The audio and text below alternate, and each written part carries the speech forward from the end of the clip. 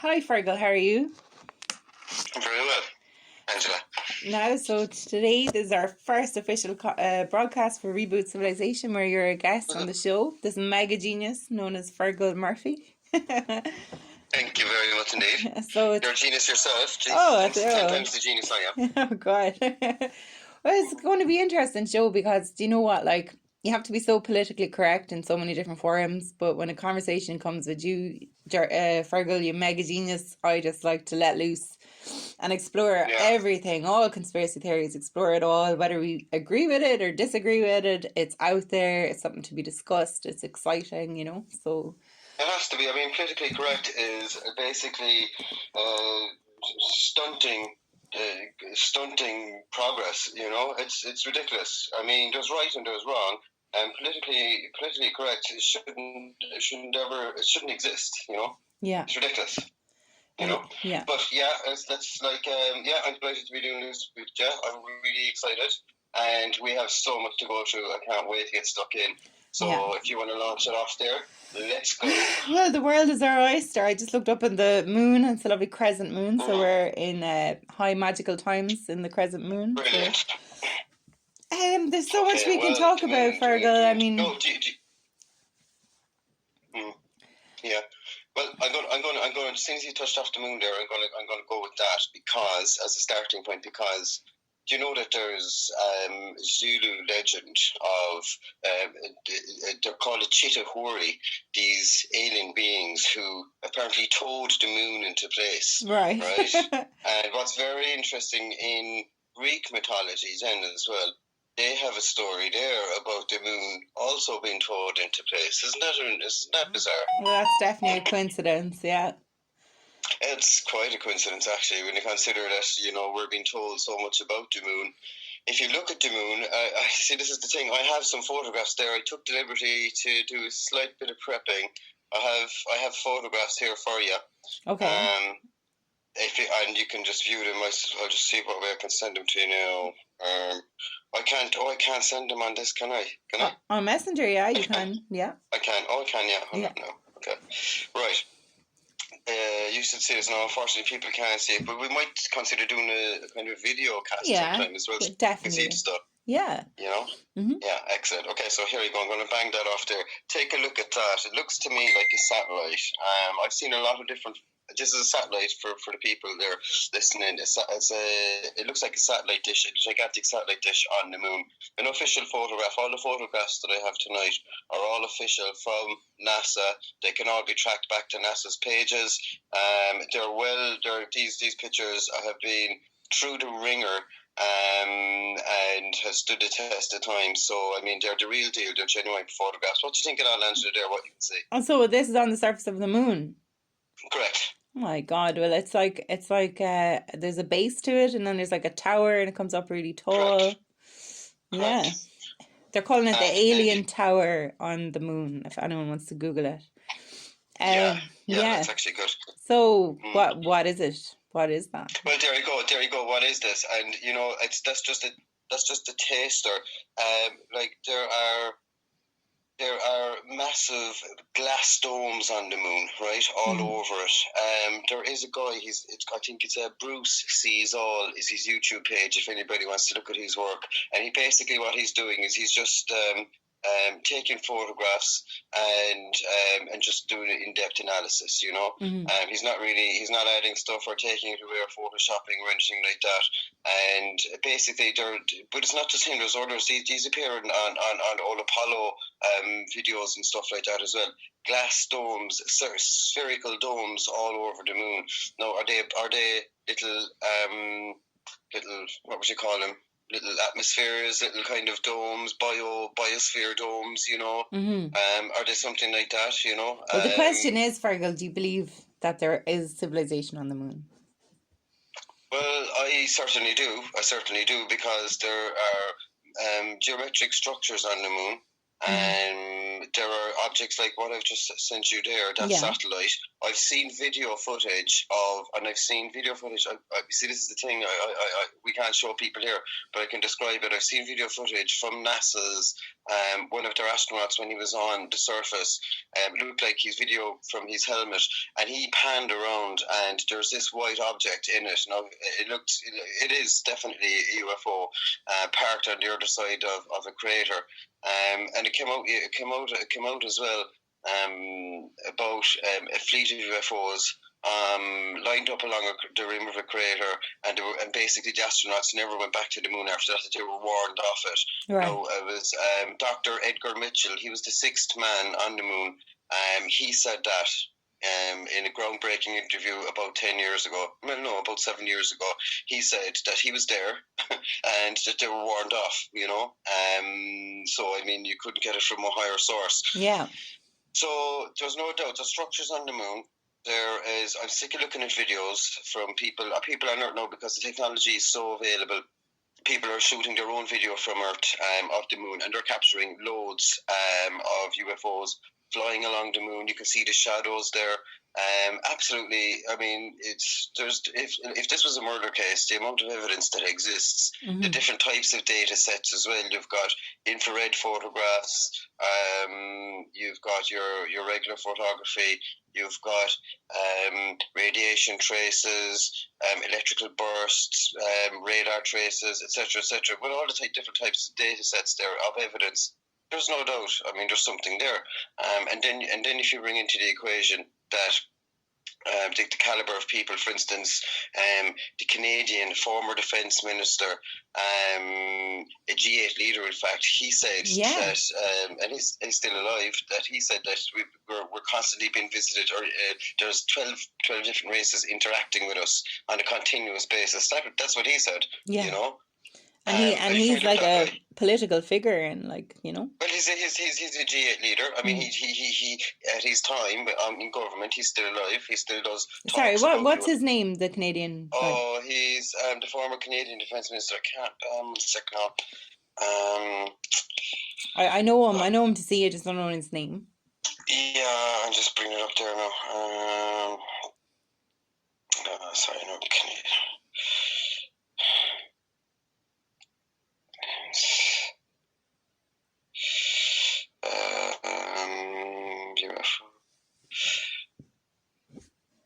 That's the guy there. I have him here now. He's Paul Hellyer. Yeah, sorry there. Paul Hellyer is his name. So I'd recommend anybody go check him out. He's the real deal. If you've got caliber like him, you've got trained observers, military pilots, astronauts, civilian pilots, all trained observers witnessing interactions with objects that they're in front of them, next thing they're 10 miles behind them, then there's 2 of them, then there's 3 of them, then there's 1 of them again. Same thing over and over again for years and years now, you know, so there's certainly something there. And the moon is interesting, but Mars is where it's going down. And I have some very good photographs for tonight to send over to you from Mars as well. Isn't there a pyramid on Mars? There is more than a pyramid on Mars. There's a lot of stuff on Mars. There is a black pyramid on Mars, 100% there is. There's a lot more stuff on it. I'll send you one there right now, and I'll tell you. Actually, yeah. So, have a look at this object here. What do you think this is? Okay. You should have that there now. First glance, what would you say that is? Oh, it's just loading now. Oh. Yeah, I'll view it on. Why is this so slow? I'm sorry. Oh my God, that looks like a tank. Okay. That looks like a tank. It looks like a tank. Yeah. Okay, no, that is a photograph taken of Mars, the surface of Mars. Yeah. Okay. Now explain that. Well, it looks like. Sorry. Continue, sorry. I mean, that is a tank. Like, I'm looking at a picture of what looks like to be a tank. Yeah. Correct. Yeah. I agree. And everybody I showed it to, I was like, hey, what's that? What's a tank in the desert? There's a mobile satellite truck in the desert or something. And then when they find out that this is taken from one of the rovers on Mars, yeah, it's like, WTF? What's going on? Oh, it's you know. incredible. Like, So like, you know, the pyramids, right? So the pyramids are supposed to be by the Anunnaki. Would you agree with that from the research? well, I don't know because there's no actual descriptions. Well, you see, there's pyramids built. There's the earliest pyramids. I'm assuming you're referring to that we have. We'll say the Giza plateau. Yeah. Yeah. Right. There's no actual. There's so many pyramids in Giza, but they would say the pyramid complex in Egypt. Would say the pyramid complex in Giza. That there's no information about how those ones in particular were made. A lot of them were made later. There were mounds and stuff like that by man. But those ones, but that Great Pyramid, for instance, I mean, that really looks like a machine. To be honest with you, that was decorated at a later point. I mean, it's just doesn't seem to be making sense. Yeah. There were radio anomalies there. So to me, was it the Anunnaki? There's nothing to say that they did, considering we have so much information from the Anunnaki about the Anunnaki, and never once they were credited with making human beings, but not about the pyramids. And what I find very interesting as well is that none of these ancient cultures really talk about the pyramids per se, which is interesting. Yeah, you know? yeah. So it looks so I don't know. I think that there certainly machines, that Great Pyramid. And what's very interesting as well, Angela, is the pyramid complex they found in Bosnia. Oh yeah, that's the newest one that they found. Just for your listeners who wouldn't know who the Anunnaki are, can you describe the Anunnaki? Yeah, so basically the Anunnaki translates those who from heaven came to earth.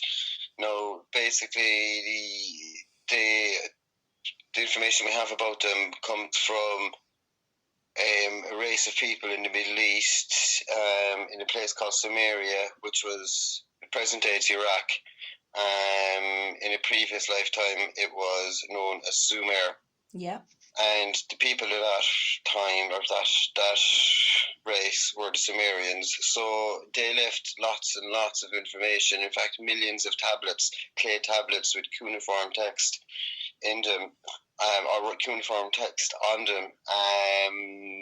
And they spoke about everything, about trading. They everything went into incredible detail about certain. Yeah, it was like details on the entire civilization, like, you know, like. But they did. Yeah. They went across the board, and they gave a lot of detail about how we were made. So apparently, it looks like the Anunnaki came down, that they were a group of maybe giant-like beings. They lived for a very long time, hundreds of thousands of years. Apparently there was 8 Anunnaki kings that lived here. Now, it looks like that the laboratory was possibly in Africa. Yeah. But the first civilizations were more in the Middle East, you know? Yeah. And there's a lot to suggest that Stephen Quayle, I think, is a guy that would be very well up on that. Now, I'd recommend people check out his work, Stephen Quayle. So basically, we were apparently designed. No, there is a lot of information about how we were made, actually, as well. There are hieroglyphs and documents from ancient times that show us with different heads and different parts of animal bodies, kind of human animal hybrids, and they actually discuss that they were trying to make us, to make a few different attempts. There was a process going on here, a eugenics program going on to make us. So it's like that they took an ape species, a pretty good ape species in Africa, and they injected their DNA or a DNA that they made to make us. So because we are a worker race. We are a worker race. And, ultimately, even when we don't work, we're very depressed. We have to be working. And it's not just about the money. We feel very happy when we achieve and we, get the job done. It's very satisfying. So, it just proves the point that we are for work. We are designed to work. Well, not totally designed to work, but work is a huge element of our function, of what we're for. So we were designing their image. We were like a mirror copy of them. or influenced by them how we look like, but they took ape DNA and they genetically modified that DNA and enhanced it with their own DNA. Mhm. Yeah, so Yeah, it's yes, it's there's a couple of different cultures speak about that, and it's generally the same story. That the gods, the star people, the star children, etc. It came down and made us, basically, literally, physically made us, like. mm-hmm. Oh, it's incredible to think, like, you know, and then they say that, like, all the psychic wisdom and, like, the profound knowledge and stuff like that, it comes from them, and it's in certain DNA strands amongst the people, and others don't have it. And then there was, like, a lot of research. I don't know if you've looked into the blood type research, so the rhesus positive and the rhesus Rhesus negative. Yeah. So Yeah. the O negatives it's a rare blood. Now there's rarer bloods like AB and different ones. There's actually, I was just reading about it, it's called the golden um factor, and that blood type doesn't have a rhesus positive or negative. It doesn't have any rhesus. So it's quite interesting. So there's kind of like a conspiracy theory or a meme on YouTube at the moment about O negatives. O negatives are supposed to be of alien descent. They have an extra vertebrae. They're highly psychic, and apparently, the theory goes that when the man was being engineered in the cradle of civilization in Africa by the Anunnaki, that some of the samples or the bodies got this some of their wisdom abilities, and they were able to tap into like the grids or the archetype grids that the Anunnaki tap into. Don't know if you've heard any of that. Yeah, I'm kind of familiar with a bit of that as well.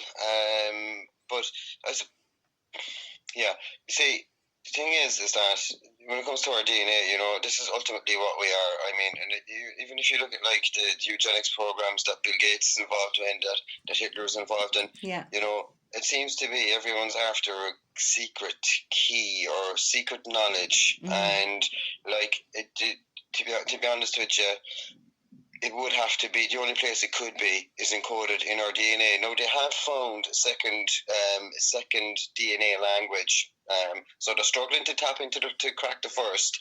I mean, 80%, 90% of our DNA, they refer to it as junk.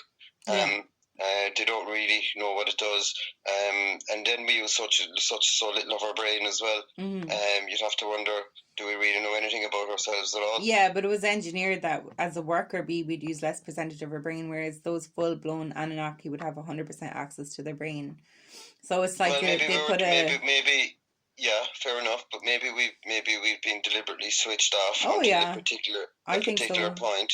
I think that, you know, people that open up their brain with hallucinogens like DMT and ayahuasca and stuff like that, like they're actually getting into like the Anunnaki kind of perceptual reality, like where they're able to see grids and energy structures and geometrics and the universe, like how. Yeah, well, I've personally done all of them. Yeah. And you know, it's much more than that. I mean, that's a different ballgame altogether. I mean, they're actually real entities. I mean, people meet the same entities. And, you know, there's no randomness there. It's all it's very, a structure. Very precise. It's like a world. Structured. And we all view the same world when you tap into that. Like, you know, it's not just like random. Yeah, well, they're known as the machine elves. Yeah. And they seem to be. But look, I mean, it could be the case. I mean, there's a lot of talk in America at the moment of alien technology being revealed in about 130 or 140 days' time. Now, we've been hearing this a lot, that there's going to be a big revelation. How true it is, I don't know, but I've heard it on two really good platforms that I have listened to for years, and both of these sources are saying that, like, you know, there's a lot of talk. We're hearing a lot of talk about a release of alien information, alien technology in the next couple of months, next few months. So this is very interesting. And look, I mean, the amount going back to Anunnaki and others, and you've got Nephilim. You know, that the amount of information that they talk about, or the amount, it's not just the amount of information, it's the detail that they have and they go into. Like, if you look at their mathematics, these ancient cultures, we can test it. yes, their maths was right. We can test their sciences. We can look at the way they lived, and we can see how they built stuff that we can't build today in many cases. And we can see so much evidence. Oh my God, it's 100% clear that there was a more advanced civilization but this than is we the know problem. of. But we can't accept the final part of the story from all these ancient cultures around the world is that the gods, the sky people, the Anunnaki, whoever, alien race came down from the sky once upon a time to Earth, and this is where it all ultimately started. Yeah. So I mean, if we contest so much, and we have to accept so much from these ancient cultures because they've been proved right. We just can't get our heads around the final part of the story. We can't. Yeah. Yet most people in the world have no problem at all believing a religion. You know. It's so interesting, like, because they did you know, the way they record the layers of the earth. So they went back to like 245,000 years ago, and there was a radioactive nuclear layer in the soil. The whole layer of that soil was radioactive, and they said that the only way that something like that would happen could be, you know, registered as radioactive in the layers of the soil was if there had been like a nuclear war. And it ties back to all the ancient civilization, like of Mesopotamia, Sumerian, and the Anunnaki and all. I mean, Zachary Sitchin kind of has covered most of this. Like, he spent his whole life researching it. Like, so. Yeah, he did. The Nibiru, the 12th planet, wasn't it? Yeah, Reboot. Yeah. Nibiru. Yeah. Yeah. No, I mean, look, I mean, a lot of his work has been debunked since Zachary passed, unfortunately. Yeah. But he still has, his intention was pure. Like, he was going in the right direction. Yeah. Do you know what I mean? Like, at least he's trying, like, you know, I mean, anyone who's got a pure intent and they have the heart of a researcher and they're looking for the truth, you know, it doesn't matter whether their stuff is right or wrong, because occasionally they'll come across a gold nugget, but all their stuff mightn't be accurate. Like, you know, that kind of, but there might be. This is it. Yeah. This is it. Just, I mean, we only have tidbits of information from various sources, and you know. But again, I mean, there's it's a lot of data. But again, ultimately, when we take all the different types of data and add it together, we have buildings, we have information, we have technology, clear use of technology. In many cases, technology that we can't or don't understand at all. We don't know how they were doing it. They shouldn't be able to do this at all. So when we look at all of these things, and then we look at the UFO phenomena of today, and we look at the likes of the satellite that I've given you there on the moon, and the truck that's clearly on Mars, and we listen to the testimonies of the likes of Paul Hellyer, Edgar Mitchell, Professor Mitchell, the sixth man on the moon. We listen to Buzz Aldrin, and we listen to experts all around the world for years saying that there's been contacts made, that they've witnessed machines doing stuff in the sky. We have high-ranking ex-military people who had sworn affidavits for 30 years, 50 years, recently come out. In recent times, loads of them come out saying that there was meetings between extraterrestrials and senior American military in the 40s, 50s, and 60s. Yeah. So I mean. Yeah, Majestic 12. Have you read about Majestic 12? Well, yeah. Like, I mean, I can go into a story if you want. It's very interesting and it's mind-boggling, and it goes right from UFO in America right through. Well. I'll just go with it. It's called the Rendlesham Park incident. In December 1980, Rendlesham is in southern England. It's an American military base. It was the only place in UK at the time with nuclear warheads. It was December. There was 2 security personnel on duty.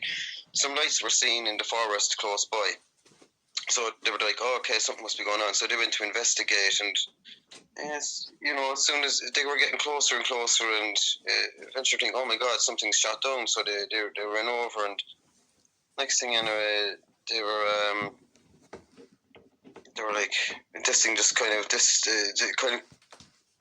got closer and closer into the woods, in the woods, and this light kind of came down eye level. So they followed it, obviously walked towards the light, and then they were like eye level with this thing. It was right in front of them. It was basically shaped like a teardrop, they said, right, sideways. And they have the hieroglyphs from from it copied, so we can see those hieroglyphs today. Basically, one of them touched basically this is all recorded as well. We actually have the audio recordings from the night. From this UFO event went on for 3 days as well, by the way. Wow. It's all recorded, and all the people are still alive. So basically, one of them touched the UFO anyway. Couldn't believe what they were seeing. You can imagine it. Basically, it was dripping metal anyway as well, first of all, as it was coming down to eye level, and they were able to see the hieroglyphs, and it was pulsating. There was lights, like they said, described it as electricity kind of charge pulsating around it, if you can get a visual on that. Yeah. And this thing would have been chrome, like liquidy chrome teardrop turned sideways. So one of them touched it anyway, and apparently he got like boom, and this thing fucking rose up and headed over towards a different part of the military base, and basically shot a light down at the ground. Mm-hmm. Next thing it went back up and boom, disappeared. So they were like, what the fuck happened? Wow. And they went back in, and they were debriefed. And next thing, as they were being debriefed, another the second night, UFO came back again. So it came back this time anyway, and it started shooting lights at the ground, and they called in experts from America that flew in from America to England. Yeah. They were men in black, and apparently they started injecting the guy who said he touched the UFO with truth serum and everything. Mm-hmm. Believe it or not. And the object came back a third night again, and it knocked off military hardware. It totally deactivated the military hardware, which were nuclear warheads. Wow. So this is known as the Rendlesham Forest incident.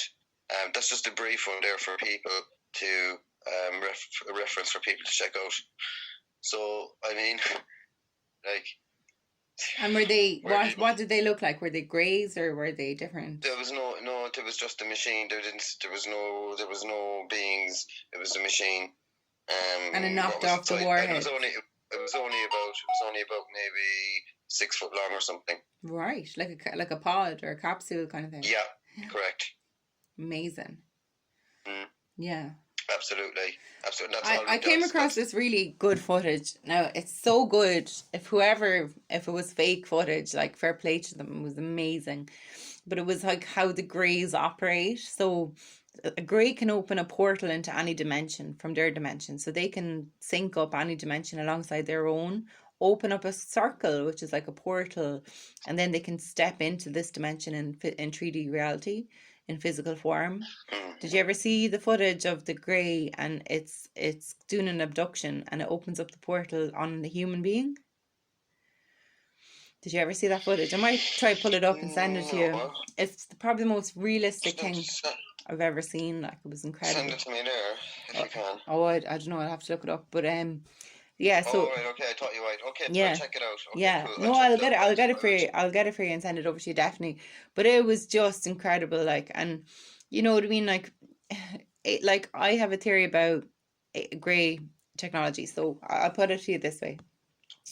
Do you believe that time travel has been invented in the future? Okay, well, the closest thing we have to time travel are the Ramanujan equations. Shira Invasa Ramanujan, an Indian guy, claimed to have psychic dreams, and in these dreams he was fed equations, and to this day the closest thing we have to time travel are those equations known as the Ramanujan equations. Okay. But what I'm saying, do I believe in time travel? I mean, look, if you're going a long distance, I mean, distance and time, I mean, they're one and the same, really. Mm-hmm. So, like, I mean, time travel and going somewhere are the same thing. So, ultimately, yes. And is the technology there to transport us to the future or transport us to the past? I don't know. Is it possible alien technology? Aliens have that technology? I don't know if they have. I mean... See, I don't necessarily think that it's like a ship technology, like a spacecraft. I think it'd be more like a wormhole. It's like a wormhole or a portal, like what I was saying. A Stargate. Yeah, something like that. Like they can call up any dimension and they can just walk straight into it. That's what I think time Yeah. travel is. Yeah. Oh, I think you're so on point here, because this brings me. Oh yeah, I forgot really one really good thing as well about the Rendlesham Forest incident. Okay, Mhm. when he touched it, years later, about 30 years later, when he touched it, he said for years inside in his head he kept on having images of 100110, which was binary code. Fine. Wow. So he had it written down and all. He wrote the code down and they put it into a computer program. And what did they get? Boom. Coordinates and a message. And the Oh message was my God. Are you to serious? advance I'm deadly serious, to further advance human research. And it gave to further advance human research, something like that, to that effect, right? Mhm. And it gave coordinates to a place. Where was that place? Egypt. No, High Brazil, off the coast of Ireland. Right? Oh my God, you're just getting me shivers. So explain to the audience what High Brazil is, because you told me about this before. It's amazing. High Brazil is a mythical island that has appeared on maps across Europe, 13, 14, 1500s. I think there was even research expeditions from Cambridge University went out to get to this island, and I think they got there, but it's mysteriously vanished. But so many of these cities in the sky or cities in the ocean have always disappeared. Mhm. It was perfectly circular. They said you could walk. Once you start walking on it, you could never get to the end. So that means it was circular, fitting with a gigantic UFO mothership. People never got sick. Very unusual type of animals on there. Giant rabbits, believe it or not. Yeah. Giant rabbits. I know it sounds a bit crazy. No. But they were one type. And they were intelligent as well. Oh my God. Yeah, I know. But I mean, High Brazil is connected as well to Tirnanog. Some people says it is Tirnanog. Okay, so tell the people about Tirnanog, because we're Irish, we know what Tirnanog is, but most people don't. Well, Tirnanog is a place, the land of the Ute, it translates to in Tirnanog. It's Oscuelga. So it's basically a mythical land, and the story goes that Fionn had to, Jesus, base me now, but Fionn had to go there for some reason on a white horse, but he couldn't touch the ground. Or he was on a horseback, and he wasn't. Yeah, if he fell off the horse, he'd get old anyway. Yeah, away. You weren't allowed to touch the ground. If you touch the ground, you get old. Yeah. But if you're up on a horse's back, you could stay there for eternity. You know. That's correct. But that's because he wasn't from Tirnanog. He was only visiting it. But the people that lived in Tirnanog, they lived forever. They were beyond immortal. They were eternal. That's it. They were special and different and beautiful people as well. They were all very attractive. Apparently. Yeah. And so basically,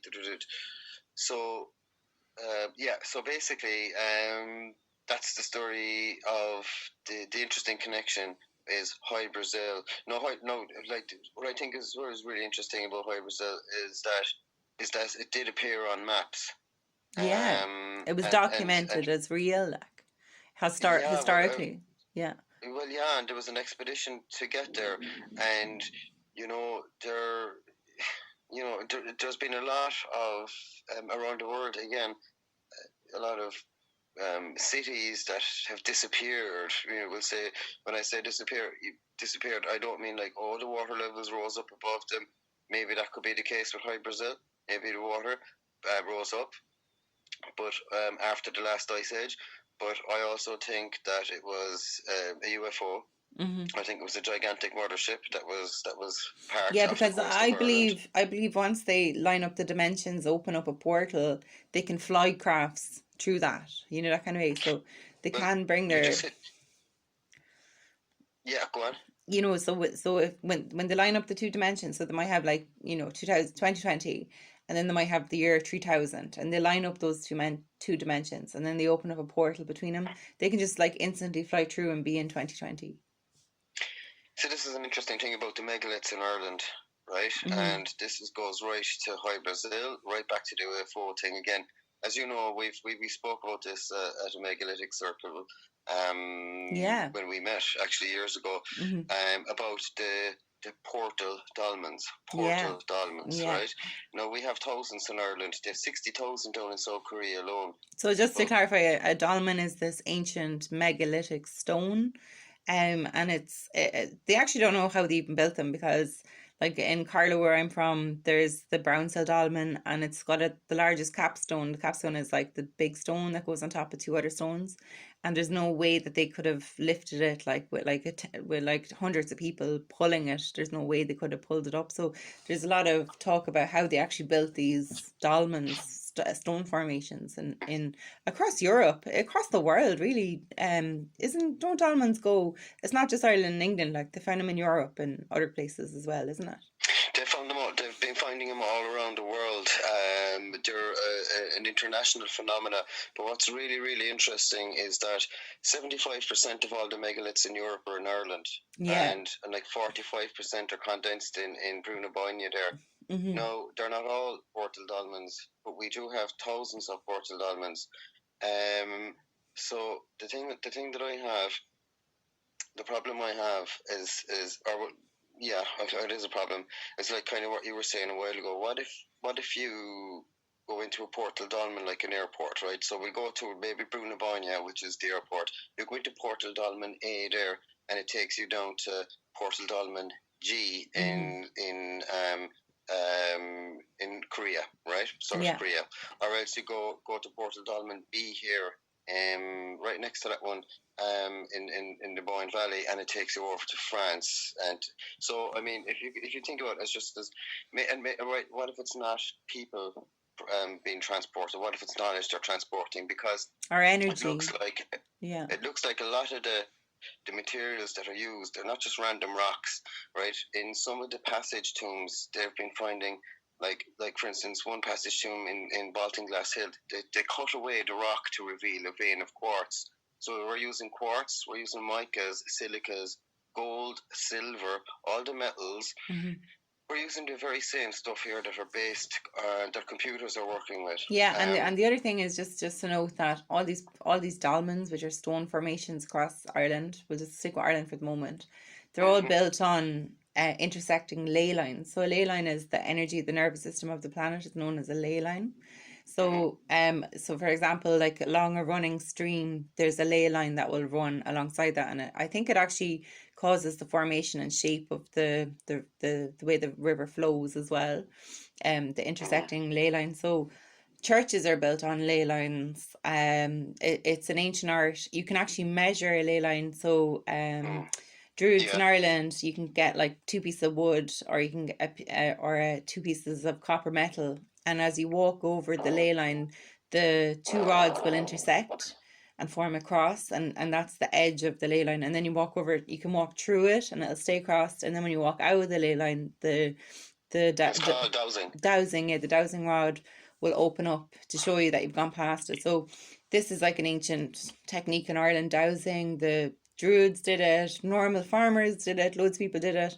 It's actually how you can sink a well. You can tell how much, if you walk over land and the dowsing rods of copper wood crosses, you can actually tell that there's water beneath, and then you can tell by the feeling in your body how deep that water is, and then you can dig a hole and you can get to the well. And this is known, this is real, it's not made up or anything. Yeah, it's 100%. So these dolmens are built on these ley lines. So the question, so you have all this crystal in the stone, you have all the metals, then you have this ley line information, and there's an intrinsic grid mapped across the earth, like the whole earth. We're looking at the remnants of machines. We're looking at the remnants of I mean, we have to think of stone. Stop thinking of stone as dead and useless. No, stone is possibly, I mean, if you think about it, right? Look at us on planet Earth here. Mm-hmm. Where are we now? We're actually on a super technologically advanced spaceship flying at 22 million miles an hour. That's the speed that the Milky Way is traveling through the universe. Yeah. Right. Yeah. So amazing. we're on this thing that's keeping us alive. It's harboring us. It's keeping us safe, warmed, fed, clothed,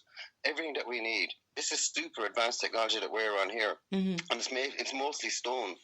Well, not. It's mostly water, iron and stone and water. But there you go. Yeah. It's all these basic things, and if you take that, if you can recondense them or reconstitute them again, you could make a computer reconstitute them again, and you can make a different type of transportation system. Yeah. That's what we had in the past. These megalithic complexes were not just calendars. They were far from just tombs, burial tombs. These were the remnants, the skeletons, the leftovers of machines. Yeah, and like, the ley lines are the neural network of the planet. It's the nervous system of the planet. So there's big ley lines, big lines of light, and then there's tributaries of that, like in a stream system. So you've big massive rivers, then you've little shoot off streams and all this kind of thing. So the same thing is happening parallel alongside the water is happening in energy. So what you were talking about, how a portal, a stone formation dolmen in Brazil could be matched to one in like the west coast of Ireland. So the idea is that the ley line, the type of ley line that it is, the two of those ley lines are on the same meridian or the same line, and that the story goes, or the legend goes, or the myth goes, that you could walk from one timeline, one ley line into another ley line without, just because of the way the ley lines were set up. Literally like a net, isn't it? Yeah. Around the world. Yeah, it's so like we're talking like what we're talking here is like a primitive network, or not a primitive network, a different type of network. Yeah, a teleportational system that is using organic technology of the earth itself, ley lines on the earth, the neural network of the earth, like. But just like a mycelium network. Oh yeah, like mushrooms apparently came to Earth on an asteroid, and they come from an alien. Yeah, Pansperm called. Yeah, it's amazing, like, you know what I mean? Yeah. So, but that's really interesting about, like, I know in Australia they call them dreaming paths. Oh yeah, but the old people knew about it, the shamans knew about it, the ancient druids of Ireland knew about it, but we lost the knowledge down through time, through like burnings and Catholicism, what you call that, when the Catholics took over, the Inquisitions and all the conquestors and everything like that. We lost all this pagan knowledge, like, because we all the one thing where it originates from is pagan, because they believed in many gods. They believed like in the moon god, the sun god, the rain god. We all had that in common before Christianity, and the monad, one godhead rather than many gods. But so there was a guy called Bruce Cathy. Have you ever heard of him? I think I have. Yeah, so I bought a book of him one time, and it was like it was basically just coordinates, and he was trying to figure out the ley lines, and which are the mega ley lines, and then the tributaries, and then the streams off it, and which coordinates correlate with other coordinates. So it kind of goes back to the technology of the body as well, Fergal. So if you touch a meridian on your arm, you can the feeling will go in your leg at the same time. That's kind of connected to acupuncture, isn't it? Yeah, so we'll say acupuncture. So say if you want to treat your liver, the meridian might be up in your shoulder, but it's at the same time it's connecting to another part in your body, and your body will actually light up. You'll feel a little energy surge, or you feel a pain if it's a pain. So that's based on, this is the nerves. So we don't really understand what the nerves are, energy structure, and we are light body human beings having a three-dimensional experience. Like, so in essence we're just light projection, and the more hallucinogenics you take, you realize you just are light projection vibrating at a certain resonance and frequency. So the interesting thing is, if you touch one part of your body, another part of your body lights up at the same time. So like you're saying, Brazil and west coast of Ireland, Galway. So someone in Brazil on a meridian, like the meridian of a body, but on the neural network of the earth. So we'll just imagine the earth is a body as well. Are we saying basically it's like a traversable tunnel? Well, I'd say the ley line is like a meridian. Like, there's, if you look at the human body, for physically transporting information. Well, if you like look an at internet. Transmuting energy, like it can transfer energy. But you see, the thing is, we can ultimately, is this could be like from Star Trek back in the day when he goes energized, Oh no, I think it's more to do with lining up one dimension. So in the body, say you're trying to access your liver, and then you hit the top of your shoulder, and then the liver point opens up, because it depends on the meridian. So you could be in Brazil and you're on that Pacific ley line, and where that marker is, the stone marker of the dolmen is, and then somewhere in Mayo lights up, so they're resonating at the same time. But what you mean it lights up? I mean, what would the practicalities be of it, of a guy being in Brazil basically lighting up something in Galway? Wouldn't the objective be, well, for me, would be like to get information from Brazil to Galway, or to get from Brazil to Galway, by possibly maybe deionizing or reverting into particle form, sending it, and then we recondense into human form at the other end, something like that. Well, it's like they're a mirror image of each other, even though they're on different sides of the planet. It goes back to geometrics, and it goes back to like how the light is projected, that kind of way. So like, like a kaleidoscope, if you shine a light into a kaleidoscope, or put the kaleidoscope up to the sun, you can see all the different regions and all that kind of stuff. Yeah. So there's something to do with the ley lines on the planet, which is the neural network of the planet. So we can look at the human body and see how that works, and the Chinese did a great job in that, in acupuncture and meridians and stuff. And then we understand, okay, so the human body has meridians. Does the earth have meridians? And then we know it does, because we can actually prove the ley line by like divining it and dowsing it and showing that it's there. And obviously, if we higher technology, we could show electronically, there's a different frequency vibrating, and that's a ley line. So if you compare the human body meridian system to the Earth's meridian system, it's the same technology. So whoever designed the Earth and designed humans, it's used, the ley lines or the neural network is way more than we understand and comprehend. We don't even understand it. Yeah. We're, as Graham Hancock said, we're a species with amnesia. Oh my God, we totally are, and we're all waking up little by little, like, A guy as well you should check out would be Roger Lear, Dr. Roger Lear. He extracted on video a number of alien implants from people who said that they were abducted. Some of these implants, which is really cool, they'd be moving away from the tweezers as he was trying to pull them out from under the skin. Mm-hmm. It turns out that they were giving off radio signals, radio waves, and that they're mixed. The closest they could get to the composition was that it was an off-world, possibly a meteorite of some kind. The metals, it was a metal biological mix. Mm-hmm. It's a biometal, if you like. Yeah. These implants are. So if you're looking for evidence of serious technology, high technology in the past, from an alien, from aliens, that's physical, and you can see it. And repeated more than once. He's done this. I think he's performed 7 surgeries. Then there you go, Dr. Roger Lear. Roger Lear, wow, that's amazing. Yeah, no, but like, check out the videos. I just think, Fergal, like, okay, so hypothetically, if time travel exists, which means that future humans have accessed the present and the past, right? So it means that they have access to transverse space and time. They can go anywhere in space and time. We're locked. We're locked in. We're there's a time lock on us. We can't leave. But future humans have sorted out the time lock. They can get past it. So then there's this theory, I don't know if you've heard this, that the alien race are actually future humans from like the year 5000. Yeah, I have heard of this. Who genetically modified themselves and engineered themselves for survival. And then they've come back here on a genetic program, and they're siphoning our DNA to help them, because they were going extinct after thousands of years of genetically modifying themselves. I don't know. It's kind of like saying that like the Anunnaki came here to make us, to harvest the gold so they could take the gold back to patch up their atmosphere for Nibiru, I mean, I don't know about that. To me, I mean, when we have structures on the moon and we have structures on Mars, and we can see that even on Venus there's structures now as well, and other planets and moons, I mean, that tells me that there's somebody there. And that they can come here, and maybe there's super fast technology. I don't know how they do it.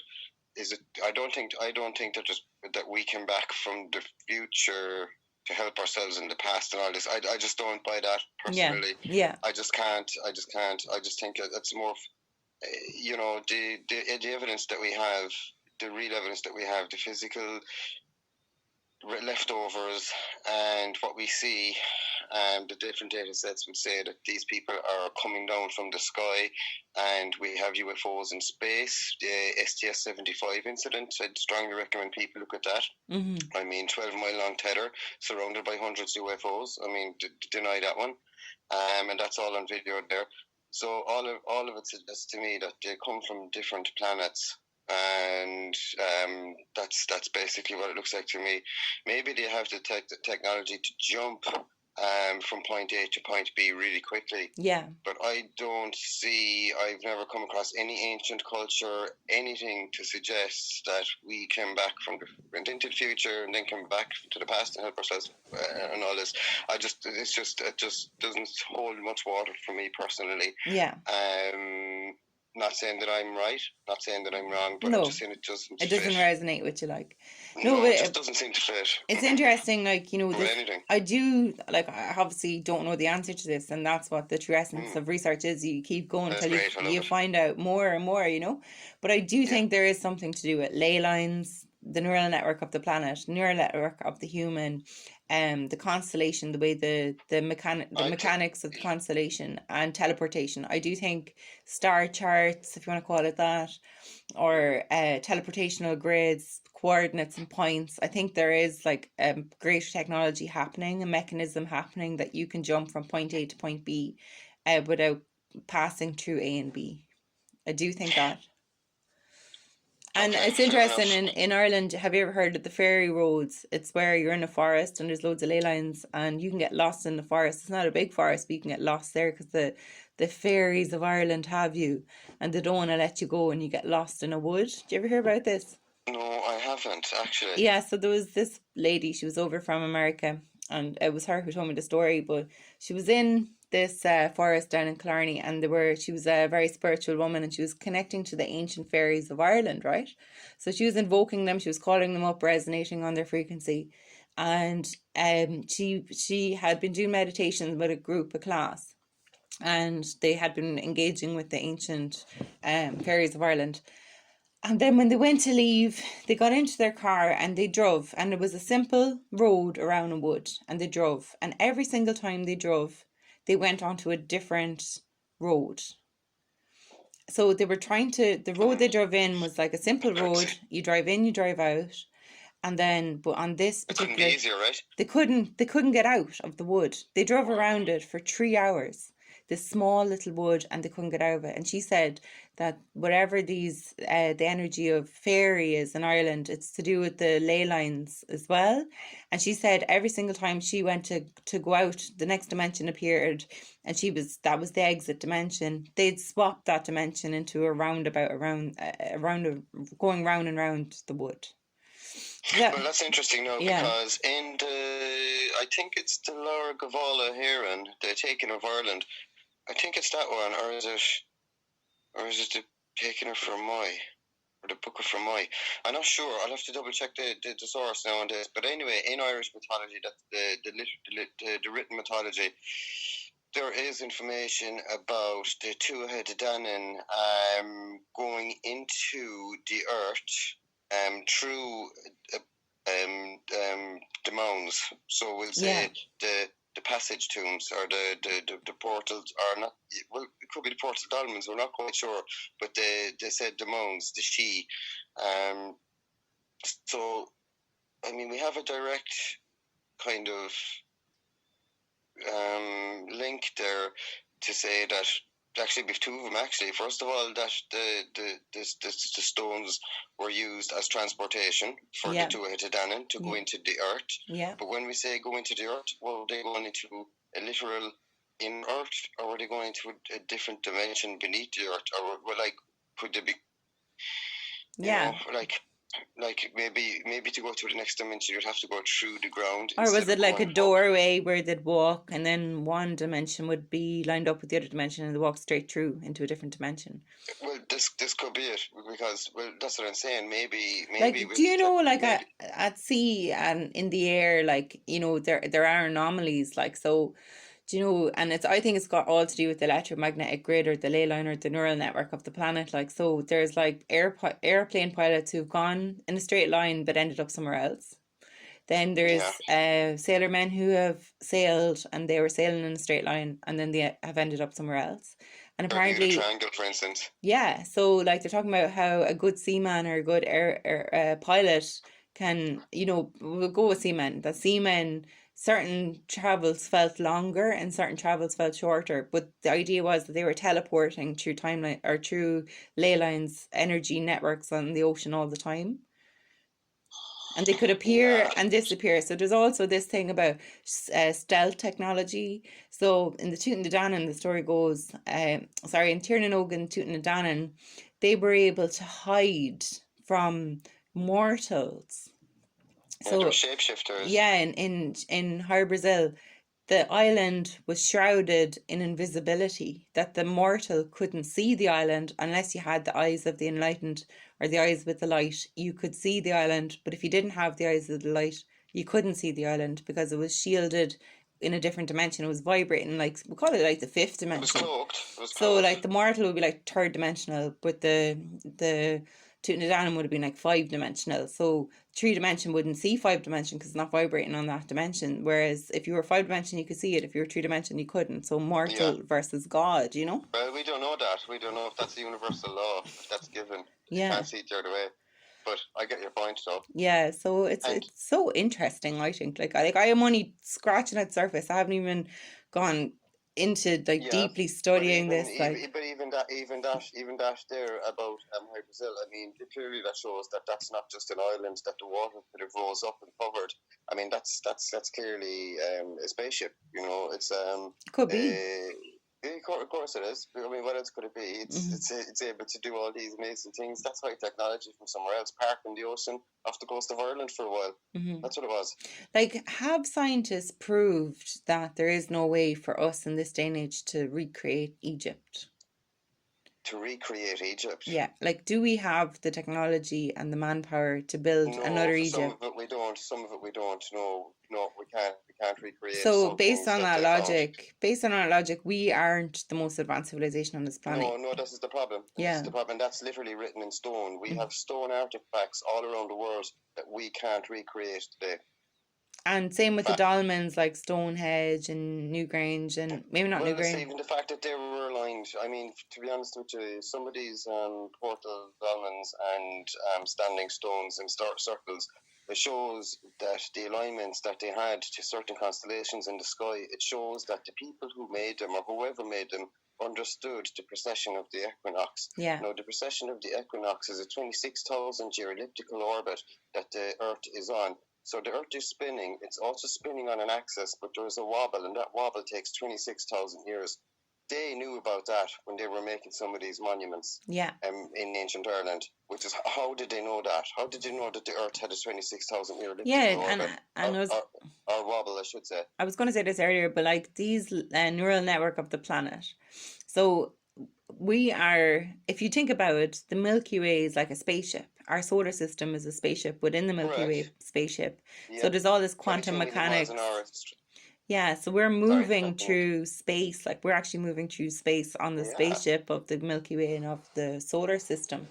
Do you know? So our star, I call that star maps. So when they line up, like the ley line, the energy system of the planet to the stars, that's a star map. So they're matching the constellation coordinates to the Earth coordinates. So, I mean, to be honest, it's way more than Elon Musk shooting rockets into the sky, you know what I mean? Like, so I just think... Well, it looks like somebody's been there before. Yeah, and like, come on, like, they can't even build Egypt, like, you know what I mean? So...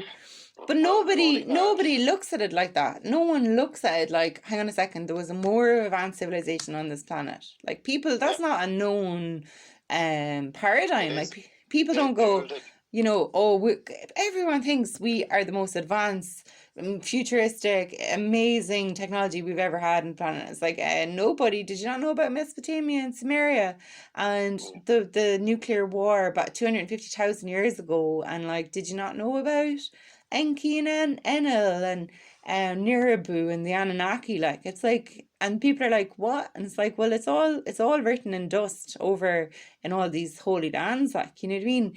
We have so many stone tablets and we have all this stuff, and we can't even understand what they were doing. Like, sure, the Baghdad battery in Egypt. Yeah, They had brilliant. electricity in Egypt. Like, sure, Egypt is Yeah. supposed to be an energy power plant. Well, that's Iraq, actually. The Baghdad battery is in Iraq. All right, sorry, Iraq, yeah. But the where the positioning of the pyramids on the limestone banks with the water increasing and coming in and going out, it was like a big electricity plant. It even went one step further. I mean, if you gather all the land mass of the world together, when it's confident, Upper Dryas, I think it was, and you use your cardinal points, you get the Great Pyramid of Giza directly on the center landmass of the world. How the fuck did they do that? Yeah, how did they know that? Language, sorry. Yeah, no, but like it deserves that, Fergal, because people are just so asleep. They don't even. I think it's schooling and education has a lot to do with it, because they're not taught this stuff in school. Do you know? Yeah, it's like it's just a modern day burning the library, you know. Let's just not talk about that. Mm-hmm. And I mean, look, you have a big problem when you've got like Egyptologists and serious academics and researcher professors, etc., who won't shift from the narrative. Mm-hmm. They can't look at this evidence, and they won't engage. They won't come into debate about it. They always just flippant ideas. Yeah, but you can't ignore like but something. They do, and the establishment enables them and helps them to do it, along with the corrupt media. This is another structure of control, wiping away our past. The real history of what happened on this planet is so vital for us going into the future. They don't want us knowing it. And I think that's what makes them Illuminati, because they're enlightened with knowledge, the knowledge that we don't have, of what really happened on this planet thousands of years ago and why we were made. Yeah, and that's really all it is that they know and we don't. They know and we don't. Yeah. And it's a horrible thing. It's a horrible thing to do to the people, like, you know what I mean? Because like every human being, Fergal, wants to know, why am I here? Why was I born? What's my purpose? Do you know? And that's a human right. I think that's a human right. A human right to know that. It certainly is. It certainly is. But you could be sure that they know, because that's how they have. Because think about it, you know, and this isn't just the reason why, but this is just one way to look at it. If I have a secret and I don't tell you, then I have total power over you. Mm-hmm. As long as I don't tell you, I can manipulate you all day long, can't I? Yeah. If I know something about something and you don't, I know you don't, I can just manipulate you. True. Mm-hmm. Totally. Yeah. See, there you go. So that's why I'm empowered. I'm illuminated, because I have the knowledge. You don't. That makes me more powerful. As long as I don't give away that power. Well, you're ignorant, and I made you ignorant, or kept you ignorant. Do you know, like the person who knows? No, I'm saying if you're looking at it, I'm speaking from the Illuminati's terms. Yeah. You know, from the controls. That's how they keep us under control, because they have knowledge. And as the saying goes, a secret loses its power when you tell someone. And that's so true. And this trace of the world is full of secret societies. Mm-hmm. Yeah, and it's passed down from. No, it's amazing. There's just so much from Sumeria and from Egypt and from South America. But like, we really are a slave populace. Like, we're not even taught the truth. Like, the truth is there, the truth is out there. But like, the Illuminati have it all, and they're not going to teach the normal people it. Well, there has to. Well, what's the eventual outcome of that? Revolution. Yeah, it's revolt. You know, yeah. You know, people will cause havoc if they find out that they've been lied to about who they are. Yeah, but imagine being in history class in school back when you were like 13 or 14, and you're learning about Mesopotamia, Sumeria, Babylon.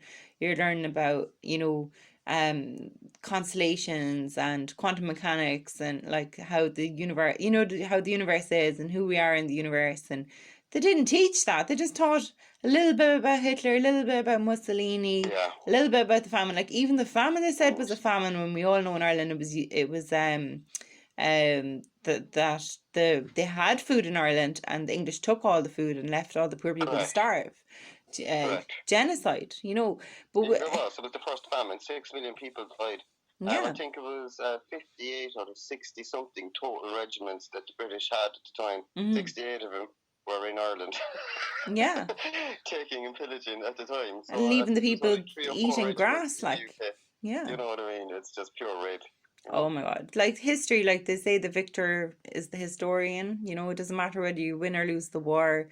The true victor is the historian. Like, yeah, it's how it's written. And look, the history books in Ireland are different to the history books in England. yeah. Which are different to the history books in France and in Germany and so on. So we've all got different interpretations of the past. So the past only happened one way. Yet we've all different interpretations. So that just goes to show how diabolically fucked we are when we don't even know what really happened yesterday. But that state schools and education system, it was all. Well, it's indoctrination. There is no education. There is no schooling. It's But indoctrination. how dare they waste our time and our youth on learning nonsense? How dare they steal your brain? Yeah, yeah. How dare they control social they don't engineering? even teach about tax. They don't even teach about like how to set up a business or how to run a business through taxes. They ultimately want a socialist world. Well, it was interesting. I just saw this thing recently. It was nothing, but you'd be very, very happy. It was Rockefeller who set up state schools. So traditionally, like study was done through one-on-one, reading books, encyclopedias, exchanging books, then having a single tutor one-on-one, then maybe like a class of like 3 or 4, a tutor and 3 and 4 students. But it was Rockefeller who actually set up the state school of like the 20, 30 people in a class with one teacher. And the purpose of state schools by Rockefeller was to design factory workers. So workers that wouldn't complain about doing the same menial task over and over and over every day for like 30 or 40 years kind of thing. So yeah, and they also put Hitler in place, the Rockefellers. Yeah, of course. And like, but we inherited that system, and we're still in Rockefeller's dream. So we don't even know what tax is. We don't even know what. We live in his Nazi project, which is the European Union. Yeah, but we need to obsolescence that as fast as possible and bring back proper education. Like my idea of learning Egypt is you go on a field trip to Egypt for 3 or 4 months and you learn absolutely everything about it, and then you realize, hang on a second, the whole purpose of Egypt is about star maps and constellations and stuff. Then you go in and you go off with a team and you study all about all the astrological and astronomy, and you go into all the star chart. You know what I mean? That's education. You follow your curiosity, you follow that research, you know, and your brain expands and you formulate your own ideas. So they also said that like Rockefeller wanted to get rid of thinking, so he just wanted the monkey learning, where you just learn what they say, whatever they say, you learn off and repeat back to them, and you're an A+ student, well done. There you go. Yeah. There you go. That's like auto following again. This is the problem. I mean, this is the world of the sheep.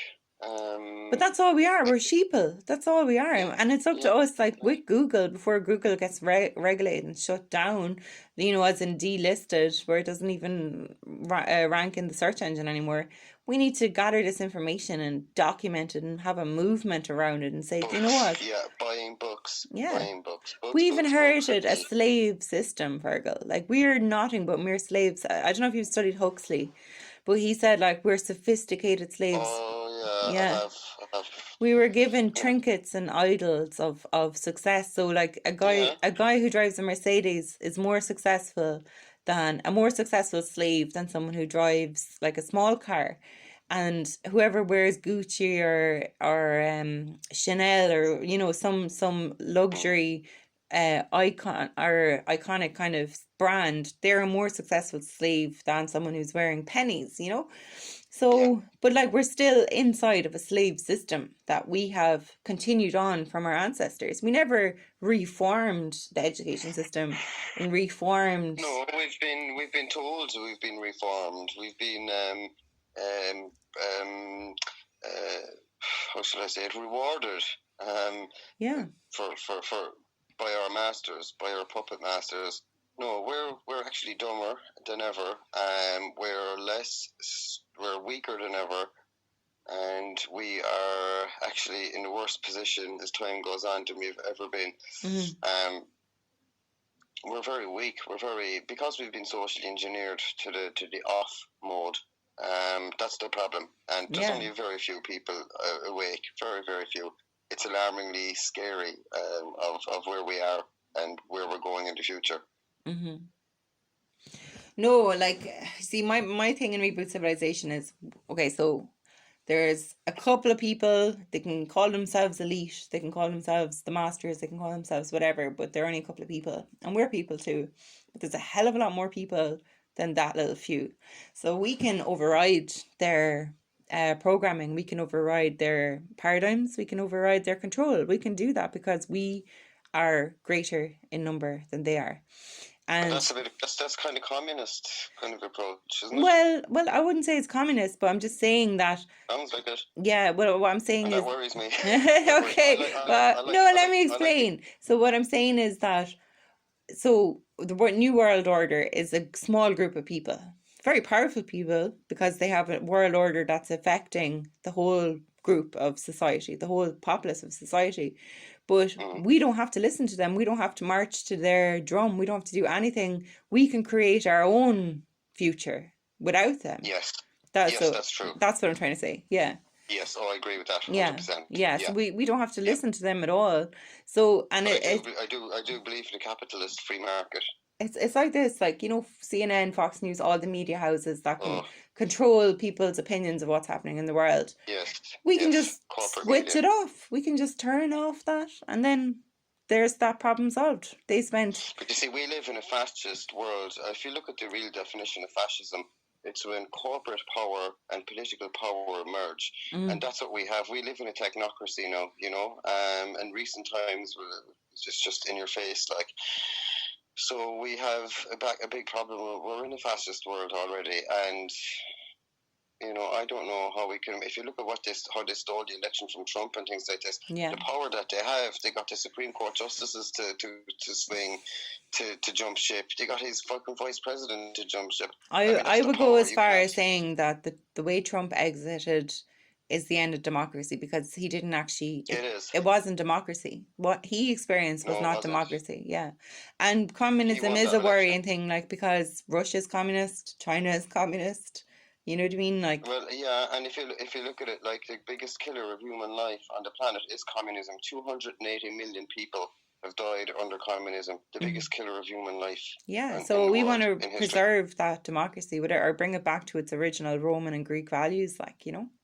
Well, we need to reject these unions. This European Union has to go. We need to get rid of the politicians that we have in power. They're cheating elections. We have to radically change our election system to make it more transparent, as in basically paper and pen and properly done. No room for arsing around. Oh, pardon my language. No, because this is what's happening. I mean, we have America.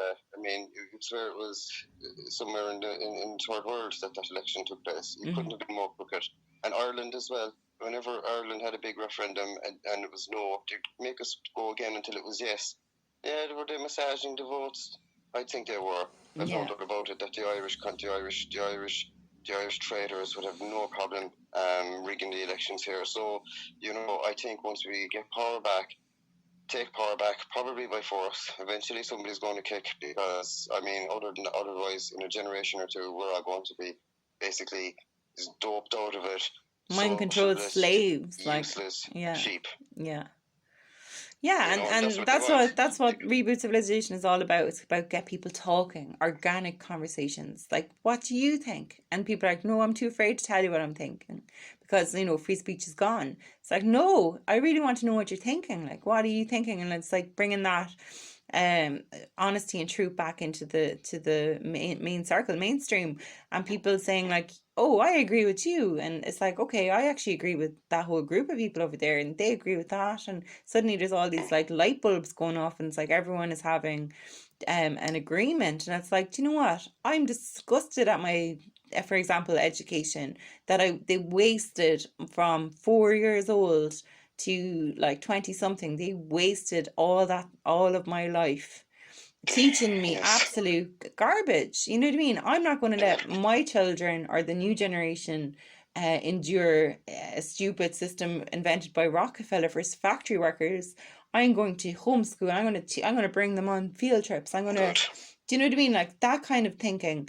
And so that's like where it's been transmuted into the new thing. And that's what Reboot Civilization is all about. It's about freeing the population from inherited systems that no longer serve us, because if it means our imprisonment and bondage into slavery, and it might be sophisticated slavery as Huxley said, but it's still a form of slavery and it makes no sense and it's stupid, then don't do it. And all we have to do is decide not to do it. And it's like these people know we'll never overthrow them, we'll never do this. If you switch off CNN and switch off all those and start living your own life, you're not listening to their messaging anymore. That's the only But then they have free reign to do what they want. See, this thing. They'll get you through taxes. So then it's like they have to be removed. The power, the evil has to be removed. Yeah, but then it's like tax system, right? So, for example, in Ireland, we had the new water charge.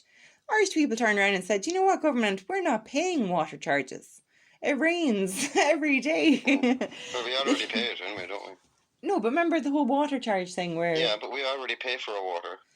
Yeah, no, but there was a new water. I know, I remember they wanted to put in the old things, the meters and stuff. Yeah, but we turned around and we told the government no. And like, it wasn't even a referendum or a vote on that. We just said, there's no way. It didn't go down well when it was put out. Like, so if we can do it over a water charge, we can do it over many other things as well, like, you know.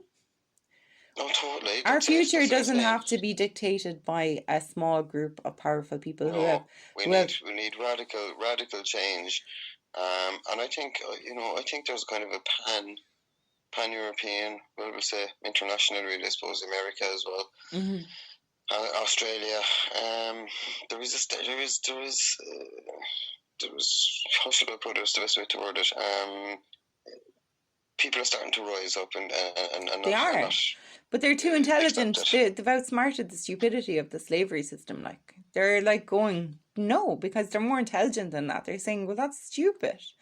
Do you know what I mean? It's like the kids sitting in school and they're learning some ridiculous thing and they're just like, this is stupid. I could be on Google learning how to set up my own business. Like, what's the purpose of school? It's like, so I can go out and earn a living. It's like, these kids are going off setting up businesses at 16 and 17 years old or even younger, and nobody taught them that. They taught themselves through Google, like, you know what I mean? And then what I think is even more ridiculous is that people get into massive debt. Like, I'll just use America for example. So you go through this slave education system and then you go and you have to go to university and then they charge you to be programmed as a slave in a subject where you're not guaranteed a job. And then you're in this massive debt for the rest of your life. You know, 60 grand. So like that system, that inherited system has to go too. Be sure that's stupid. That's like putting them against all the odds that they'll never survive. And then like that contributes to factors like them not having kids or having one kid instead of 5 kids, or, you know, that kind of, because they can't afford the lifestyle, like, you know. Well, you see, the thing is now is that at the moment, I get what you're saying, and, you know, just radical change has to take place from top to bottom. It can be done. It's a matter of will. But now with this new reset, this global reset, Earth 2.0, they've got 10 times more control over us than they had this time last year. Well, it's dangerous, like these surveillance systems in China and they're being influenced in America by that. Luckily, we've GDPR in Ireland and Europe. Not for long. The Chinese are getting their own autonomous zone in Ireland. 6 locations have been put forward by the government. So China will have its own colony in Ireland. Yeah. And by 2030, China are going to be the largest population in Ireland as well. We'll be a minority then. Yeah, so we're going to be an endangered species by 2050. They're creeping in, encroaching through the Silk Road. So they're after building this mega structure of a Silk Road. So they don't have to transport by sea. They can transport by train now. They're building a broadband system, running fibre all along that track. So I don't know if you know this. I'll give you an example. When Alex Jones was shut down, the platforms, Facebook, Google, or Facebook, Twitter, all them banned him from his platforms. So he's still able to have his website on prisonplanet.com. So if the network provider... He's got his own system. Yeah, but if the network provider turned around to him and said, sorry, you can't be on my network anymore, he wouldn't even show up in Google. You'd have to have a unique URL into his... I'm not too sure. He's got his own uploads. He's got his own servers. Yeah, yeah. That's what I mean. You have to physically own the hardware to be. He's got his own satellite uplinks. Yeah, yeah, exactly. Because that's the only way, and that's why Tesla's getting into satellites as well. Because people Yeah, know this. Starlink it's called. Oh yeah, but Tesla, or what China are doing now is they're building their own fiber optic cable. So we won't have access to it, but they'll have access to it. So to be honest, it's an invasion. That's what's happening Well, through the it's Silk a big Road. problem. I mean, if you look at it, if you look at between 2016 and 2019, 3 years, Hmm. China poured more concrete than America did in all of the 20th century. Oh my God. Just get your head around that fucking for a minute. I mean, it's just mind-boggling. This is a rampaging giant. Mm-hmm. Imagine that. Yeah, It's unbelievable. just unbelievable. So look, China are forced to be. But I mean, if you look at Joe Biden's son, is in business, and Joe Biden himself and his brother are in business with intelligence operatives for the Chinese Communist Party. I mean, that's on paper. I mean, China own Hollywood. They own. China are fucking owning everything. Some of our major buildings, our historical buildings in Ireland, are owned by China. They even own our zoo down in Cork, Photo Wildlife Park. Do they? They do. They own all of that. They own all the big old buildings. All the big hotels in Cork are all Chinese owned now. Mm-hmm. They've the whole lot bought up. Everything. Unbelievable. And it's not just here. They're doing this everywhere. They're doing What it I've all heard around about the world. China, what I've heard about China is the most millionaires in the world come from China, and there's like Yeah. loads of them, like. And then Yeah. then those millionaires try to get out of China because they can't. If you try to buy, like, say, a piece of land or a property, you only own it for your lifetime. You don't own it to pass it on to your children.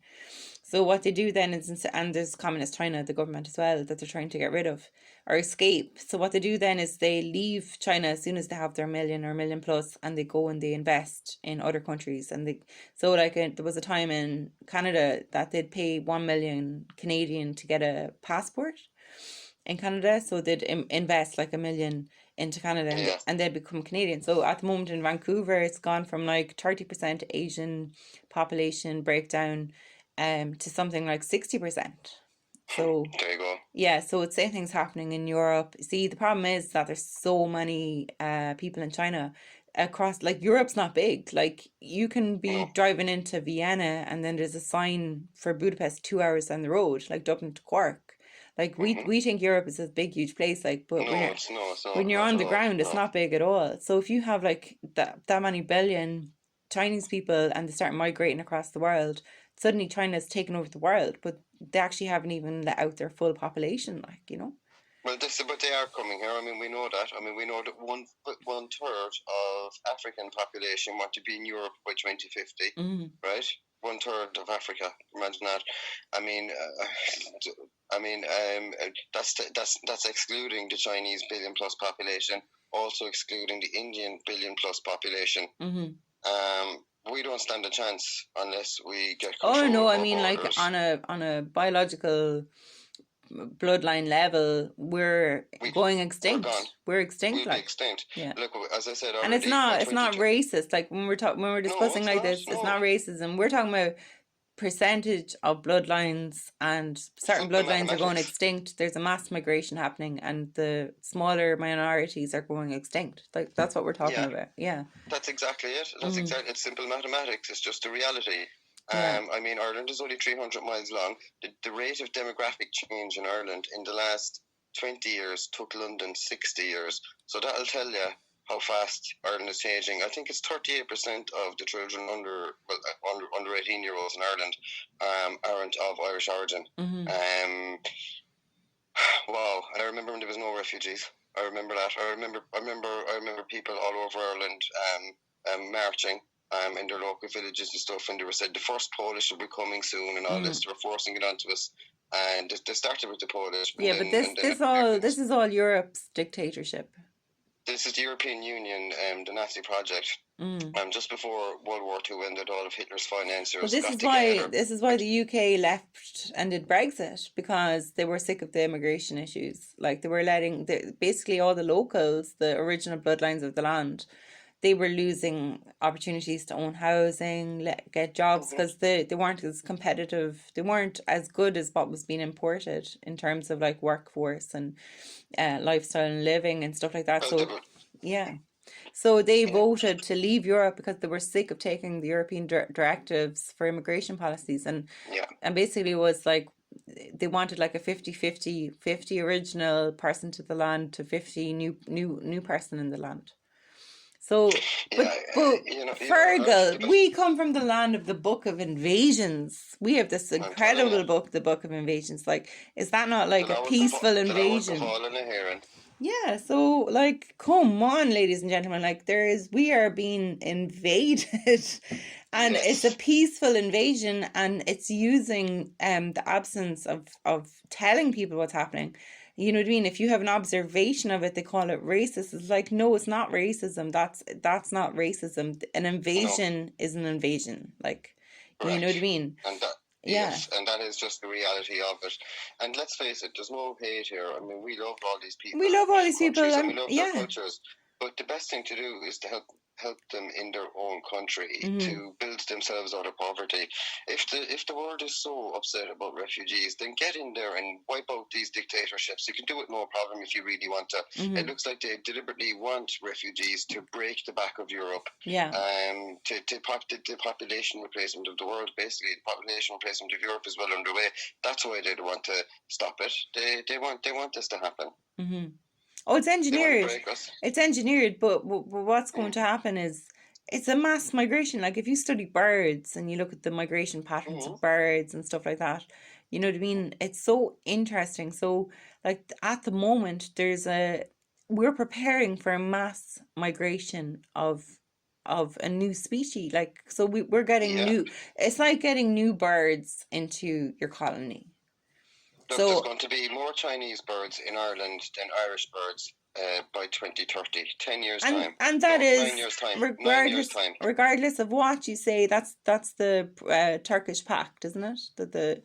That's correct. The Marrakesh.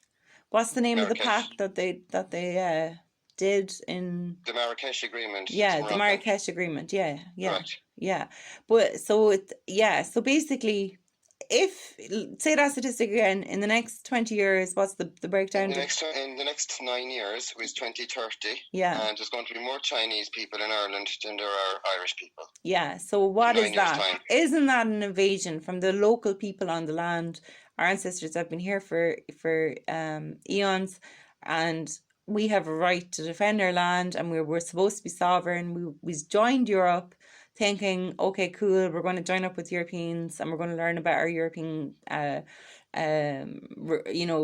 cultures and stuff like that. And then it becomes through Europe, it becomes a world globalist migration.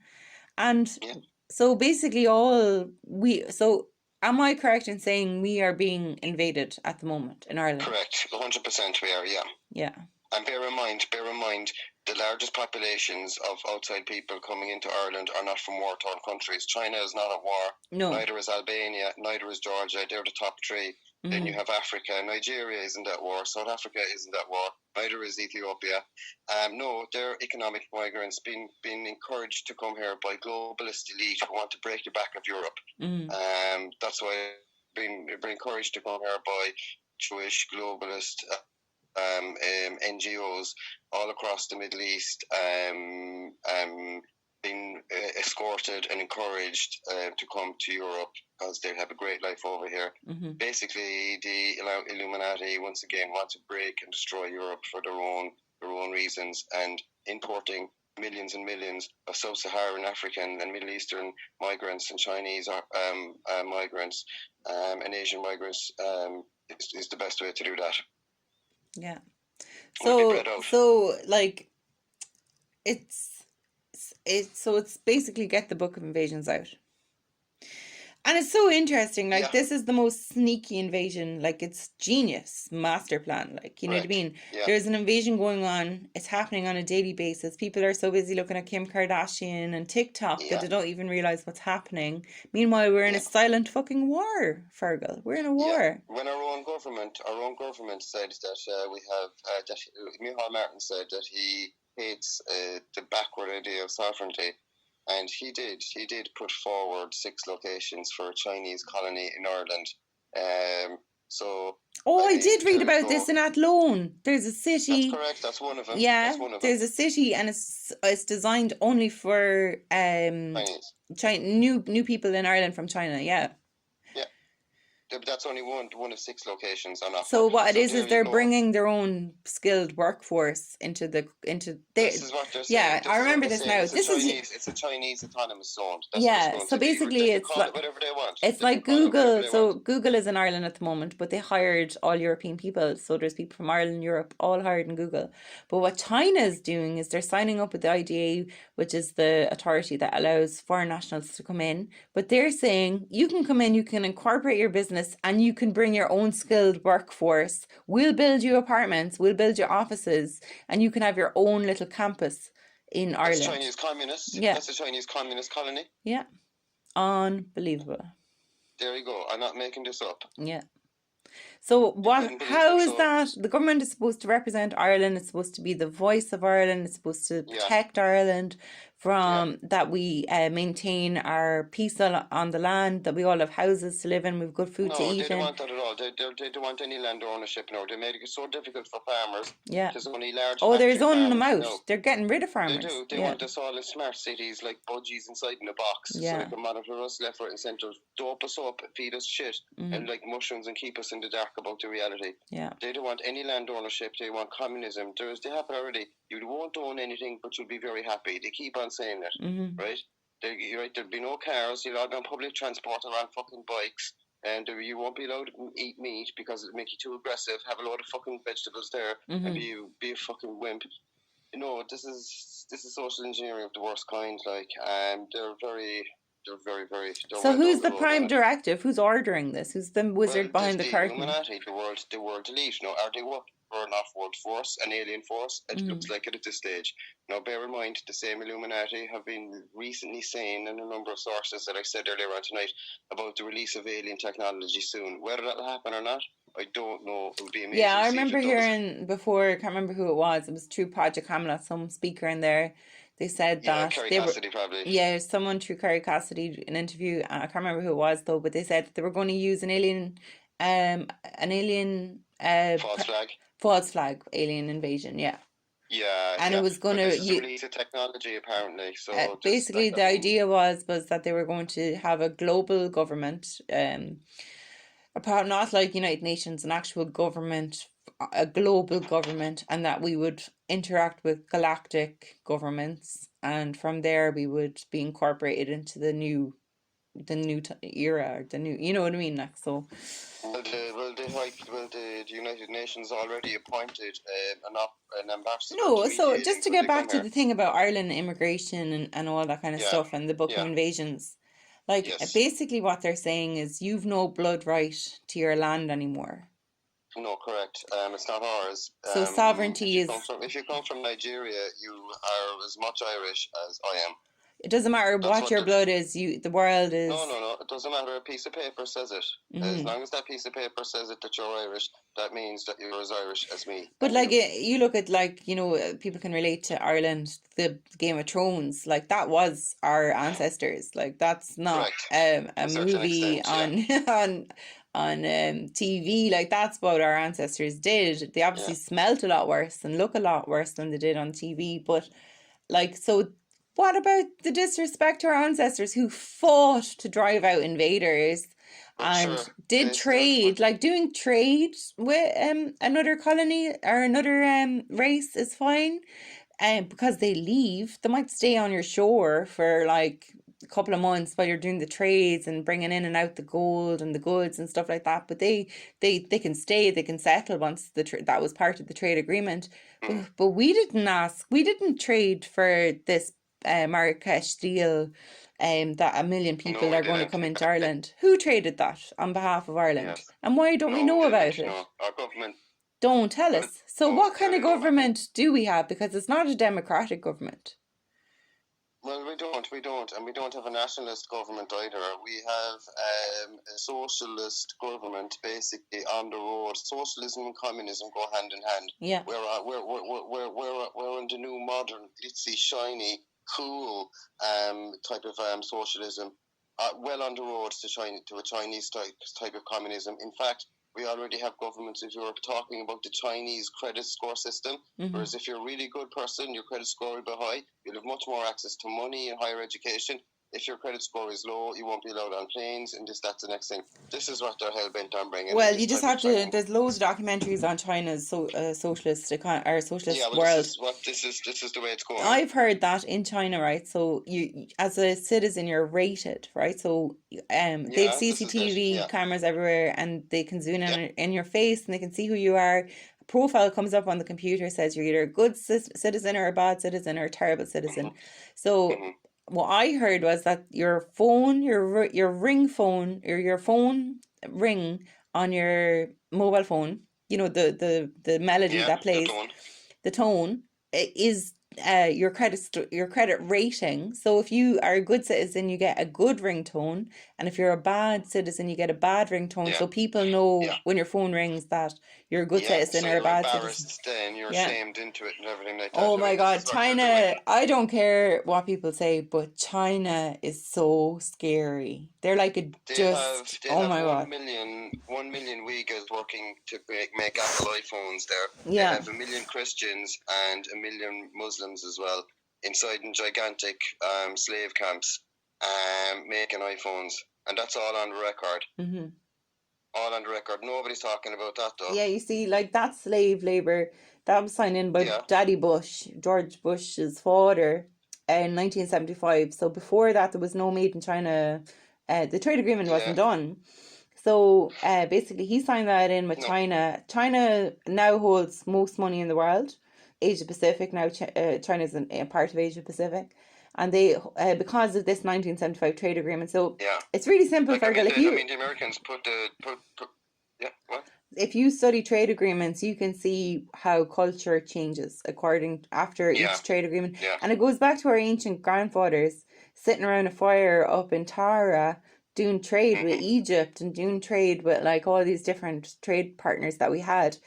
Well, like whoever's doing trade on behalf of Ireland at the moment and traded us into Europe and traded us into globalism, because we're in globalism, it just hasn't been announced. We are. Yeah, it just hasn't been announced yet. Like they're doing some really dodgy dealings, like to the point where they don't even care whether you're an original Irish person anymore. They're willing to trade that out as well. Well, this is it. They don't have to worry about anyone.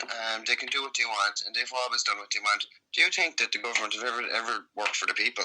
Come on, like. When was the last time the government were actually sovereign, like representing sovereign nation? When was? Oh God, I'd say, to be honest with you, it was probably 1956. Like the problem I have is like when they were we're probably going back Middle Ages, realistically.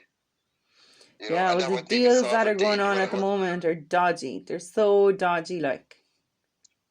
Every modern government for the last few hundred years has been under control, like, you know, and even Ireland, before there was a government, I mean, its leadership probably tainted again by English crown, like, you know what I mean? We've had massive problems there, but I think the best way is community, tribal kind of life system again, you know, big families, trading with the next village, doing your things that way. I mean, look, I mean, it's going to be a modern world, but the principles should be the same, you know?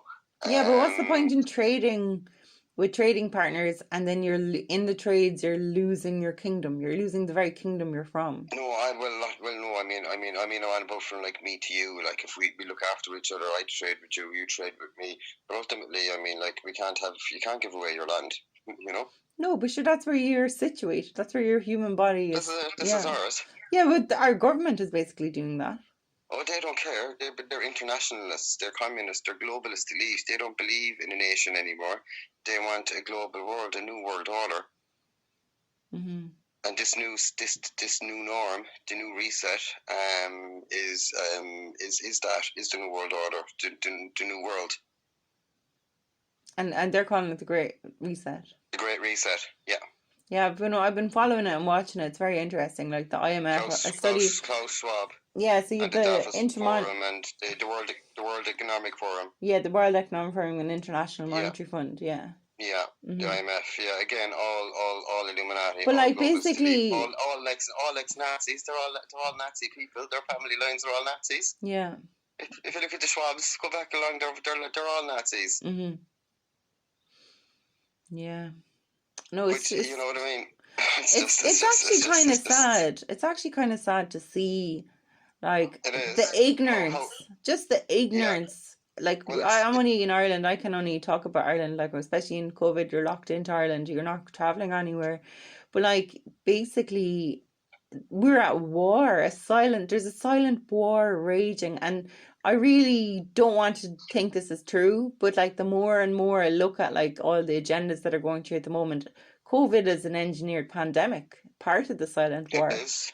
Do you know, because now all small business, all small business owners are all gone. You're going to have your Blade Runner large corporations like Google, Twitter, who rule the world. You know what I mean? Like, it's just, it's so predictable. It's already that. Yeah, in hiding. Yeah, it's starting to reveal itself. It's coming into focus.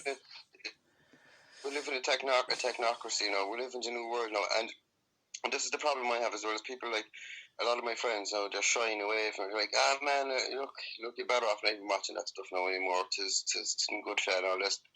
I'm like, okay, but putting your head in the sand and ignoring the problem because you can't accept it, that it's so fucked up and so far out there and so crazy, and it is actually the reality. It's so heavy for you that you can't handle it. You choose to ignore it and put a smile on and walk away. You know, that's complacency. I mean, complacency is the same thing. It's just the acceptance of it, and or the lack of acceptance, really. They're just, people have been socially engineered into such a state that they can't. Like, I often use this analogy, right? If I come up to you with a real life alien and said, "Hi, Angela, shake this alien's hand here. This guy's from Mars." You shook his hand, and next thing he goes, "See, Angela, bye," and he walks away. Next thing you're like, "Oh my God, I saw a real alien. Whoa, I can't believe it. I shook his hand. That's amazing." You go home, you put on the news at 6 o'clock, and next thing your man on the news goes, "Hey, there was a guy walking around in an alien suit and he cut a load of you guys out. Nothing to see here. It was all a big joke. Ha ha ha. Big smiles. It's on the radio. It's on the papers. It was all a big hoax." You'd be like, "Oh fuck, I feel like such a dumbass now." Yeah. And you continue on with your life. But even though you actually shook the hand of a real life alien, that's the power of that's how. This is how powerful they are. That they can take such an incident that happened to you physically, even wasn't it you just saw them, you actually touched them, and they made you believe that it didn't happen. So there you go. So that's the power that we're facing again. Most of the world is switched off and under that control. It's very, very difficult battle. They have a divide and conquer. If you speak out, you're racist. You're anti this. You're anti-vaxxer. Or hate crime. The site hate crime. You know, like that's what they did with Alex Jones. Crime, yeah, you're better off. Better off not here. Exactly. So this is the problem. How do you wake up the world? We just have to hope that these entities come down literally and land all around the world at the same time and clear up this mess once and for all. Because otherwise, it's just going to be massive havoc on this planet. Well, it's just going to be drones marching to the same beat, left, right, left, right. Hi, Hitler. Yeah. Oh, you're back again with your global. You know. Yeah.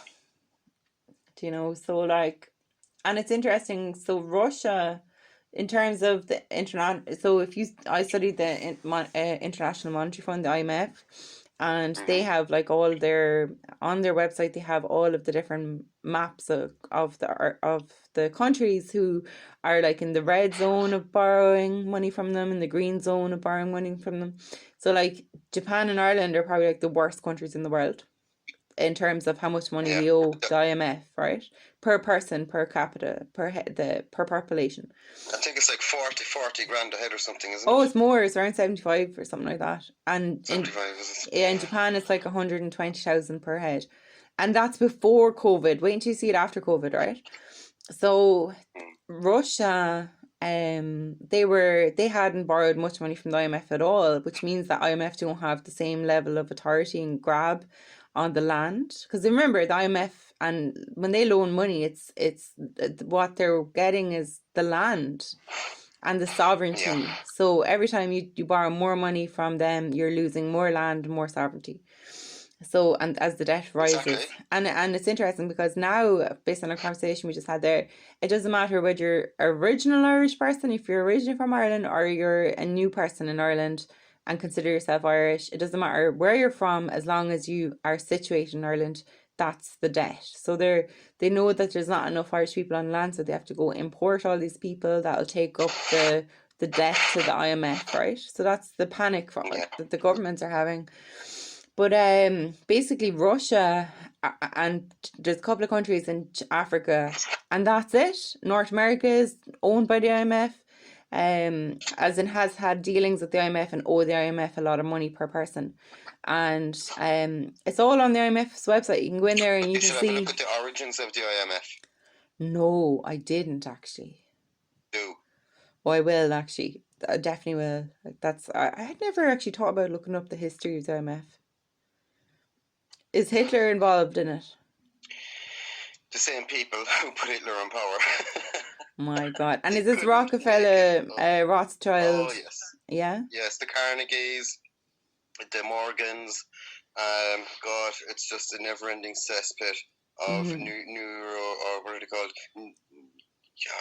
Eugenicists. Ultimately, all these guys are big into eugenics. Sure, I mean, Bill Gates' father was a eugenicist, and Bill Gates, And so was his mother. yeah, went out on a stage and said that he'd done a really good job vaccinating and sterilizing African population, and he said that, and that was so worrying. Do you know? His son is saying the same thing. Yeah, and it like, And his mother, he's just such a creepy guy. He really is a creepy guy.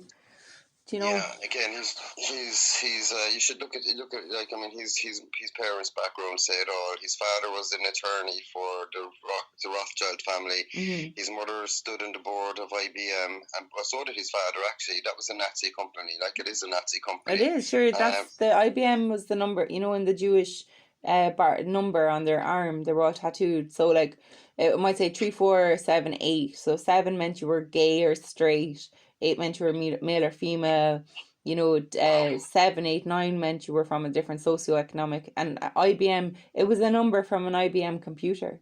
That's what the number was. There you go. I didn't know that. That's so interesting. Yeah, actually, I'll send you a couple of articles on that because it's disgusting. So the IBM computers, the thing that is apparently supposed to be liberating society, was designed to process the Nazi Jews. Correct, and it's now one of the biggest technical outfits on the planet. Yeah, and it's just again a Nazi project. It's just like all these big designer brands. They all design the army uniforms, Tommy Hilfiger, and Volkswagen and all that. Like, all those companies should have been boycotted, but you see, their information, they never got boycotted because we still have them today. Like, you know. Well, it's even further than that. Prescott Bush was banned for trading with the enemies. Act at the same time as the Allies were invading. They were supplying Hitler. My God. And helping him out. It's disgusting. It's actually revolting. Like, it's like horrible. There's a really good book. I'd strongly recommend it, by Jim Marrs. It's called Rise of the Fourth Reich. It's a fascinating book about the Nazis and the origins of the Nazis. I didn't know that the Nazis and the Jews were all the one at the start. They all manifested out together, and then they split. Right. And then, but look, it made sense later when I found out that Hitler was placed. I mean, he was homeless and everything, and he was put in place and backed by the Rockefellers, the Carnegies, the Morgans. Wow, it's just such a fascinating story of revolting knowledge. It's so bad. It's so hard to take in and hard to take on board. But it's what it is. It's all true. But it's just inhumane, and it's not human. It's fucking demonic. No. Yeah. No, that's why I'm saying it's going to the next level of like an off-world force. You know. I just think it's interesting. Like, you know, they always said about like pandemics and all this kind of thing. Like, you know, but like, is it engineered or is it a natural occurring thing?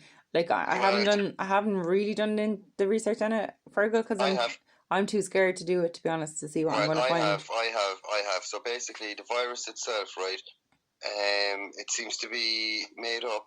Well, they don't actually have the virus isolated yet. So basically, they've asked the number in Ireland. General Authority asked the health service, the HSE, for if they've isolated the virus and etc. Just the health. So the HSE said they have no data about the virus, right? So there's a problem isolating the actual virus, but the DNA tracers that they have found show that the DNA traces there show HIV, SARS virus, and MERS virus. Right. Okay, so that's a fact. So there's three different viruses to make this one. So that means it didn't come from a bat. This was manufactured in a laboratory. Okay, so did you hear Bill Gates patent the coronavirus in 2016? Yeah, totally, 100%. Anthony Fauci said it in 2016. He goes, "There's a big pandemic coming." I even mentioned back coronaviruses. Can you believe it? They even mentioned it. No, this is all manufactured, 100%. And look at the way the words has changed because of it. And you know, the only two bodies that are benefiting from this is the International Monetary Fund, the IMF. Okay, so they're now the GDP and what's that when the amount of money per person per populace? Yeah, per person, per capita. Yeah, what's that? GDP, isn't it? Per head. Yeah, correct. GDP. Yeah. Yeah, so it was we were colossally in the red, but now our children's children are going to be enslaved to the IMF. They now own us. Yeah. Unless we break away and just opt out of all these things once and for all, we need a good change of government. We need a you look at change. Britain are going back to the dark ages, like, you know what I mean? Like, they're not going to be trading with anyone. I don't think they are. I think you're going to see a revolution in England. You're going to see the government pumping money into small businesses. You're going to see an innovation across the UK. You're going to see England being better again than ever was before. Interesting. You're going to see the best. You're going to see the best of British. You're going to see a drive in England now because all that money is for the English people, not the others anymore. Yeah. So they're going to make England great again. No, it is like in England always is future thinking and picks up. Like, it'll always take the hard road. Like throughout UK and Great Britain's history, like they've always done the tough road. You know, they're quite hard on their people. Like they always have. They're doing the right thing. I don't agree with everything that they've done. Well, they're doing it because Brexit's happening because of immigration. Like they disagreed with the immigration policies, and they're saying no, we're not being invaded anymore. No, thank you. We don't mind who's here. They're now in the UK, and we love them and everything. Same in Ireland. We're all integrated and we get on great. But no, you're not taking our land from us anymore. We've enough. We're full up, basically. That's it. They have to turn off the tap. Yeah, we can't take any more. Sorry, buddies. You know. No. Yeah. So it's interesting as well. Is Ireland going to follow suit to the UK? Because did you hear? This is groundbreaking news. Facebook is, because Europe is commanding Facebook to pay Ireland all these taxes, Facebook announced before Christmas that they're leaving Ireland. So just remember that Trump signed in the 12% corporation tax into the USA. So whether Biden is going to change that or not is interesting. So if Biden doesn't change it, I'd say we'll have a mass migration of US companies out of Ireland. And if Biden leaves it in or takes it out, then they'll probably stay in Ireland, all these Facebook. So in Ireland, all the major tech companies all have incorporated their headquarters in Ireland. And if they do that, they get like 12% tax rate. So Apple has done it, Facebook, Google, YouTube, they're all here in Ireland. We have a thing called Silicon Docklands. So there's Silicon Valley, and then in Ireland there's Silicon Docklands, and that's why Ireland is number 2 in like best place per person, most richest country in the world, and all this, because we're funneling all this money through our 12% corporation tax. But because Facebook are leaving, Go on, sorry. No, because Facebook are leaving, it could cause a grand succession of other companies leaving Ireland too. And then Sorry. No, you're grand. But like, it's mad, because if that happens, Ireland has nothing got to do with Europe anymore then. They'll say to Europe, Europe, what have you done for us? Let's You've done nothing for us. Like, no, we have to separate here. We have to make it a different. There's a difference between the European Union and Europe. Europe is great. The European Union is toxic. Yeah. We walked away grand. Our European countries walked away with each other grand long before the EU ever came into existence. We should scrap it and we can work away again. Bring back our own currencies, things like this. Just get rid of it all. But the unions, Fergal, were set up so there was the North American Union, so you had Canada, North America, and Mexico. Then you had Europe, so brought together all the European. What other unions? There was like the African Union, Australian Union, Brazil or South American Union, and then there was the China and Russia. They were the very first steps. So then unifying everyone. They were trying to do Euro-Asia, which is Europe, Asia, and Russia. Remember, they were trying to do that as well. Right. So basically, that's a globalist move, like, because once they've got unions, then they go global. Then there's a global body. Yeah, merging everyone together. Yeah, so the global body is the Bilderbergs. I mean, it's not the Bilderberg meetings. Like, that's where these G12 summits and all this kind of stuff are happening, like that. Yeah, I'm familiar with the Bilderbergs, all right. Yeah, so basically, if you just want to pin the tail on the donkey, you've got the Bilderberg group who meet for the G20 summits, right? They discuss what's happening on a globalist level. Then you have all the media companies that they own put out all the directives and new legislative changes.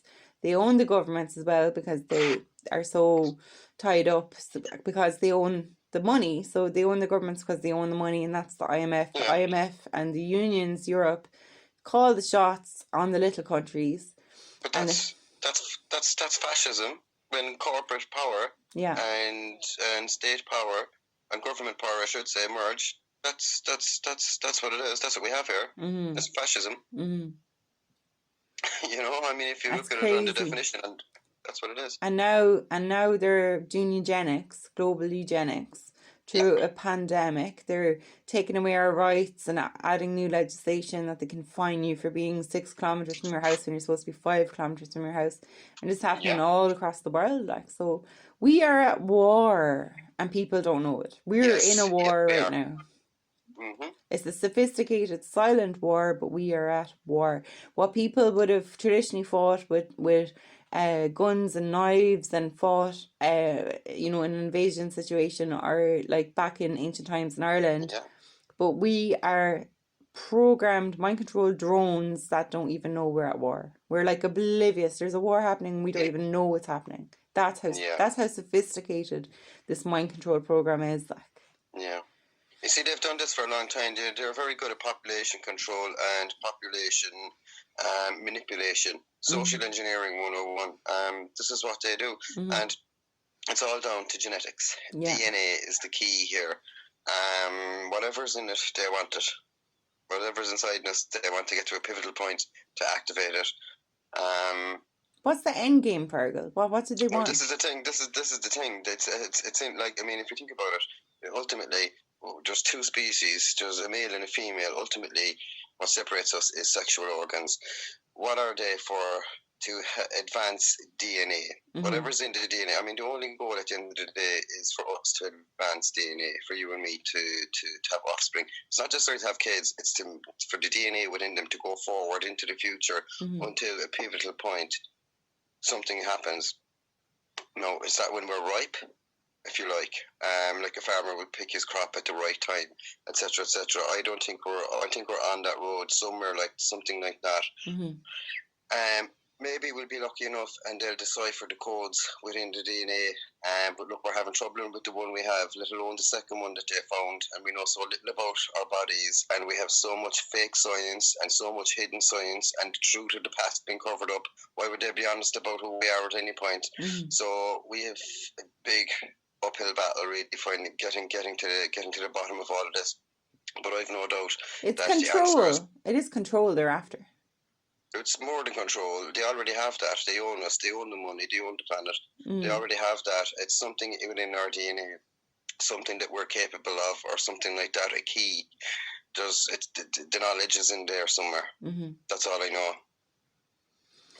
Well, they don't want, I mean, oh yeah, I always wondered about this in eugenics. It's like the one thing that people don't talk about is how they've managed to reduce the population by reducing the size of the family. So before, like in Yeah, Ireland, we would have had like 5 or 10 children per person, true, per couple. true, And true. they socially, economically reduced the wages Hmm. of the husband, that the wife had to then work to support the family, and Hmm. then increased the economics so much that even when a husband and wife work, the wife still has to work, even when, and give her a few little months off for maternity leave and paternity leave. And now the husband and wife can't even afford to live, even with their kids. So instead of having like 3 or 4 kids, they're having like one kid, and then that kid is born into poverty. So that's how, that was like a big eugenics move.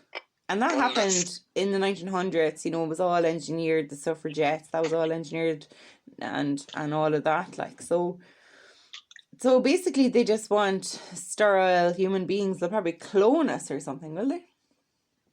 well. They definitely want to break the traditional family unit anyway, and Yeah. one way to have the mom out of the home and have the state bring up the baby, Yeah, which is but why are basically they what they doing it want to do. globally? Like, I mean, like, Because they want the last thing they want. Think about it like this: if you know your family line, like look at it like this. We'll say Tyson Fury, for instance. He's a bare knuckle traveler legend, right? mhm. He's Tracy's bare knuckle boxing back 200 years, 12 generations, right? So if you've got people like that who've got a very strong, very very strong culture linked to their past, and then you have a type of people who don't know where they come from. They're very who have no link to the past. That Mhm. person is way more easily manipulated by a power than the person who can. Hey, That has I'm not going roots. to. Yeah. That has got the history, that has got the power, the stories, the knowledge. You can't break that person's will, Mhm. but you can break a person from Africa who don't know who they are or Mhm. where they come from, or for some poor country like, or some remote part of China or India, some poor places where people Hello. have so much poverty, they're very easy to be manipulated, very Mhm. easy to control. Can you hear Mhm. me? Yeah, Hello? because yeah, no, I can hear you, but because they've So, no roots, they've been no because roots. that's Yeah. exactly, and that's what they want, and that's what the globalists want here. They want a small family, so you've nobody to rely on. Basically, the mother and father out of the home, the state bring up the child. That child is always going to be easy to be manipulated when they're an adult by the But state. They'll always follow the state instead of family. do you know the purpose of war, Fergal, was to do a land grab? So like when Russia went into Ukraine or something, it was to get the land of Ukraine. The IMF have successfully done a world land grab by Oh, totally. yeah. Yeah, yeah, So yeah, that's war. That's the same thing as war, except they're doing it yeah, using totally. intelligence. So the word is the sword now, whereas we would have been out with the sword hundreds of Correct. years ago. Where now the word is The pen is mightier than the sword. yeah, and the word is the new sword. So they're doing There, deals and they're swiping all this land, but the there you go. worrying thing is the land comes with slaves, and Yeah, that's what the problem is. So I don't have kids, you don't have kids. If yes.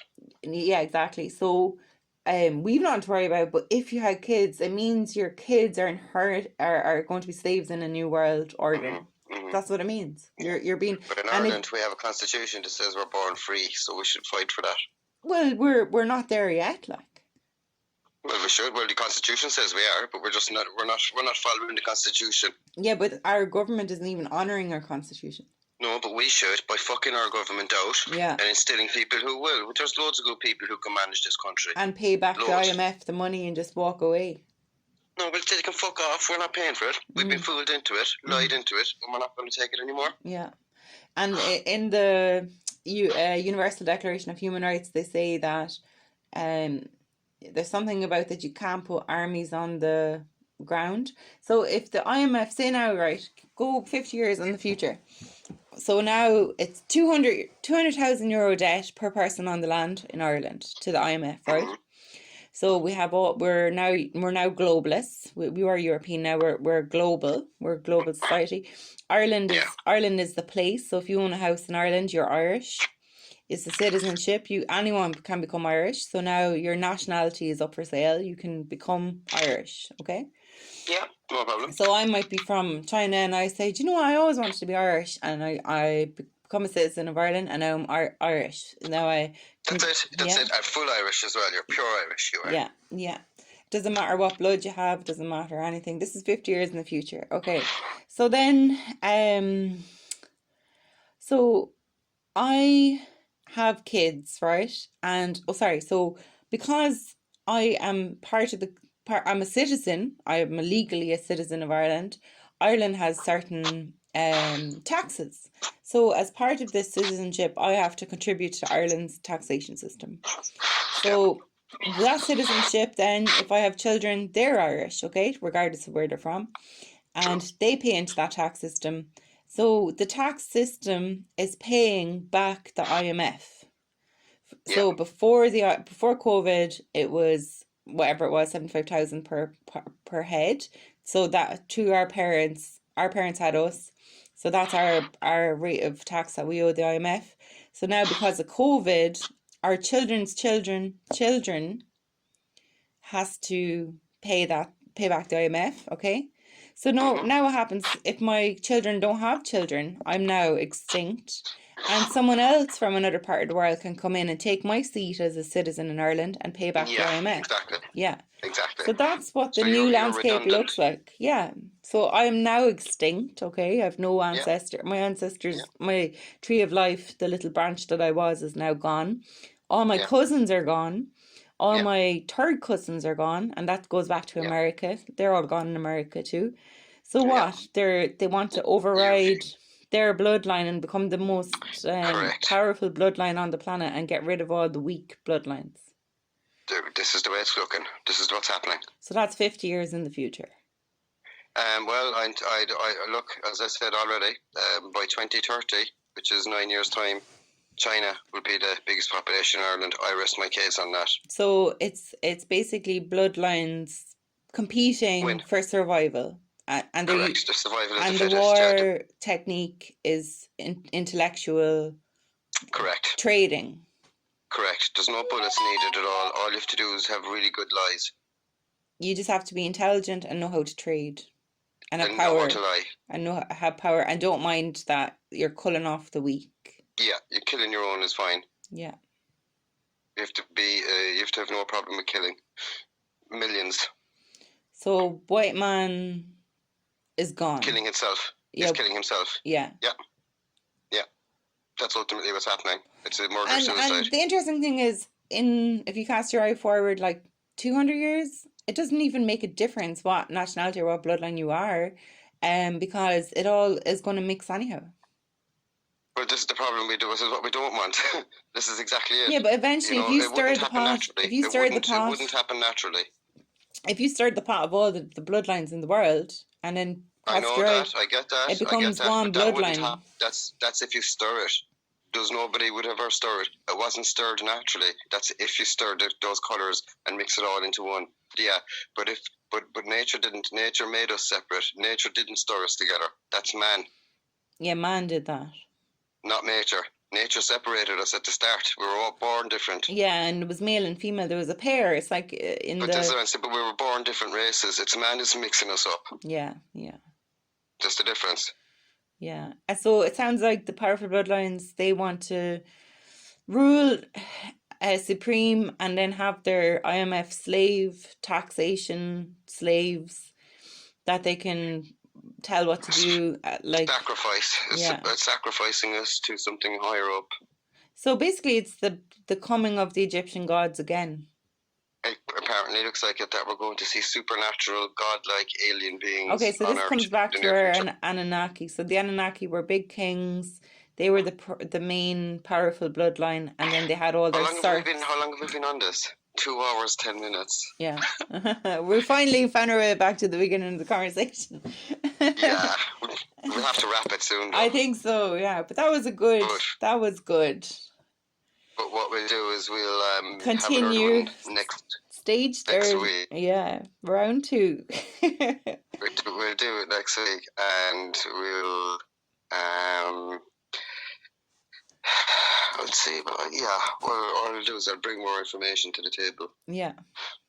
Okay. Well, thank you so much for your contribution. At least someone's awake. That's why I wanted to record this conversation with you, and I call you the mega genius, because most people are oblivious to what's going on, and it's only the well-read and the well-researched and someone who can formulate large concepts and ideas and follow their instinct that can come up with such amazing concepts like you do, Fergal. So that's why I'm so happy to have you recorded today now. So come here, I'd just like to say it's pretty much the same back to super smart, super intelligent, super cool, well aware, totally in the know. I like you're 10 steps ahead of most people, so I mean that's why we kind of birds of a feather flock together. Yeah.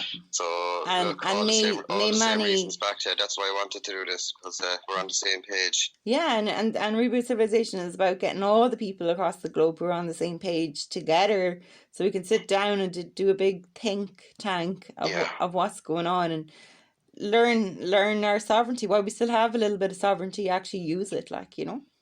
Yeah, I strongly recommend as well the Irish Republican Brotherhood. They are an organisation. Have you heard of them? No. Or you probably heard of them in school. The Yeah. IRB. Yeah. No, they seem to be sidelined from history completely. But it looks like, and I went for a meeting with these guys recently, and it looks like that these guys are the real bosses of Ireland, not the government system that we have. The government system, the Sinn Féins and everything, all merged out of the IRB. Yeah. But it looks like the IRB, on paper, this is what they're saying, is that they're the real rulers of Ireland. We'll have to get stuck into this a bit more. Yeah, and research it, like, and it doesn't have to be always a global.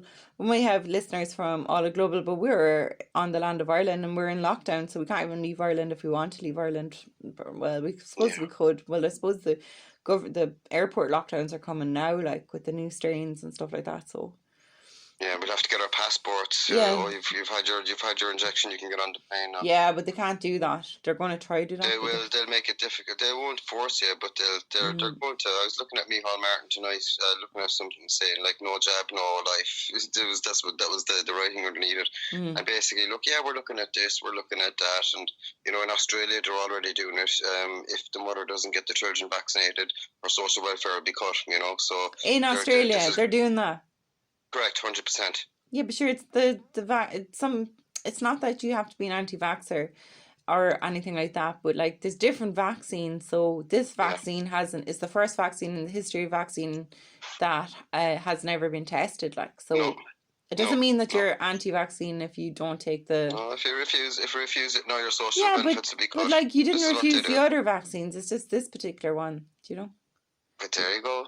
Yeah, that's crazy. Australia are totally taken over. Like everything about that country is so globalist. Like, you know what I mean? It's just. I don't think we've covered enough of this issue yet. We're probably going to have to do a part 2 of this. Yeah, definitely. Okay, go on. I'll let you go, Fergal. Thanks very much. Yeah, we'll talk soon. Okay. Okay. All right. I'm going to end the recording now. Okay. Cheers. Thank you. Later. Bye now. Bye.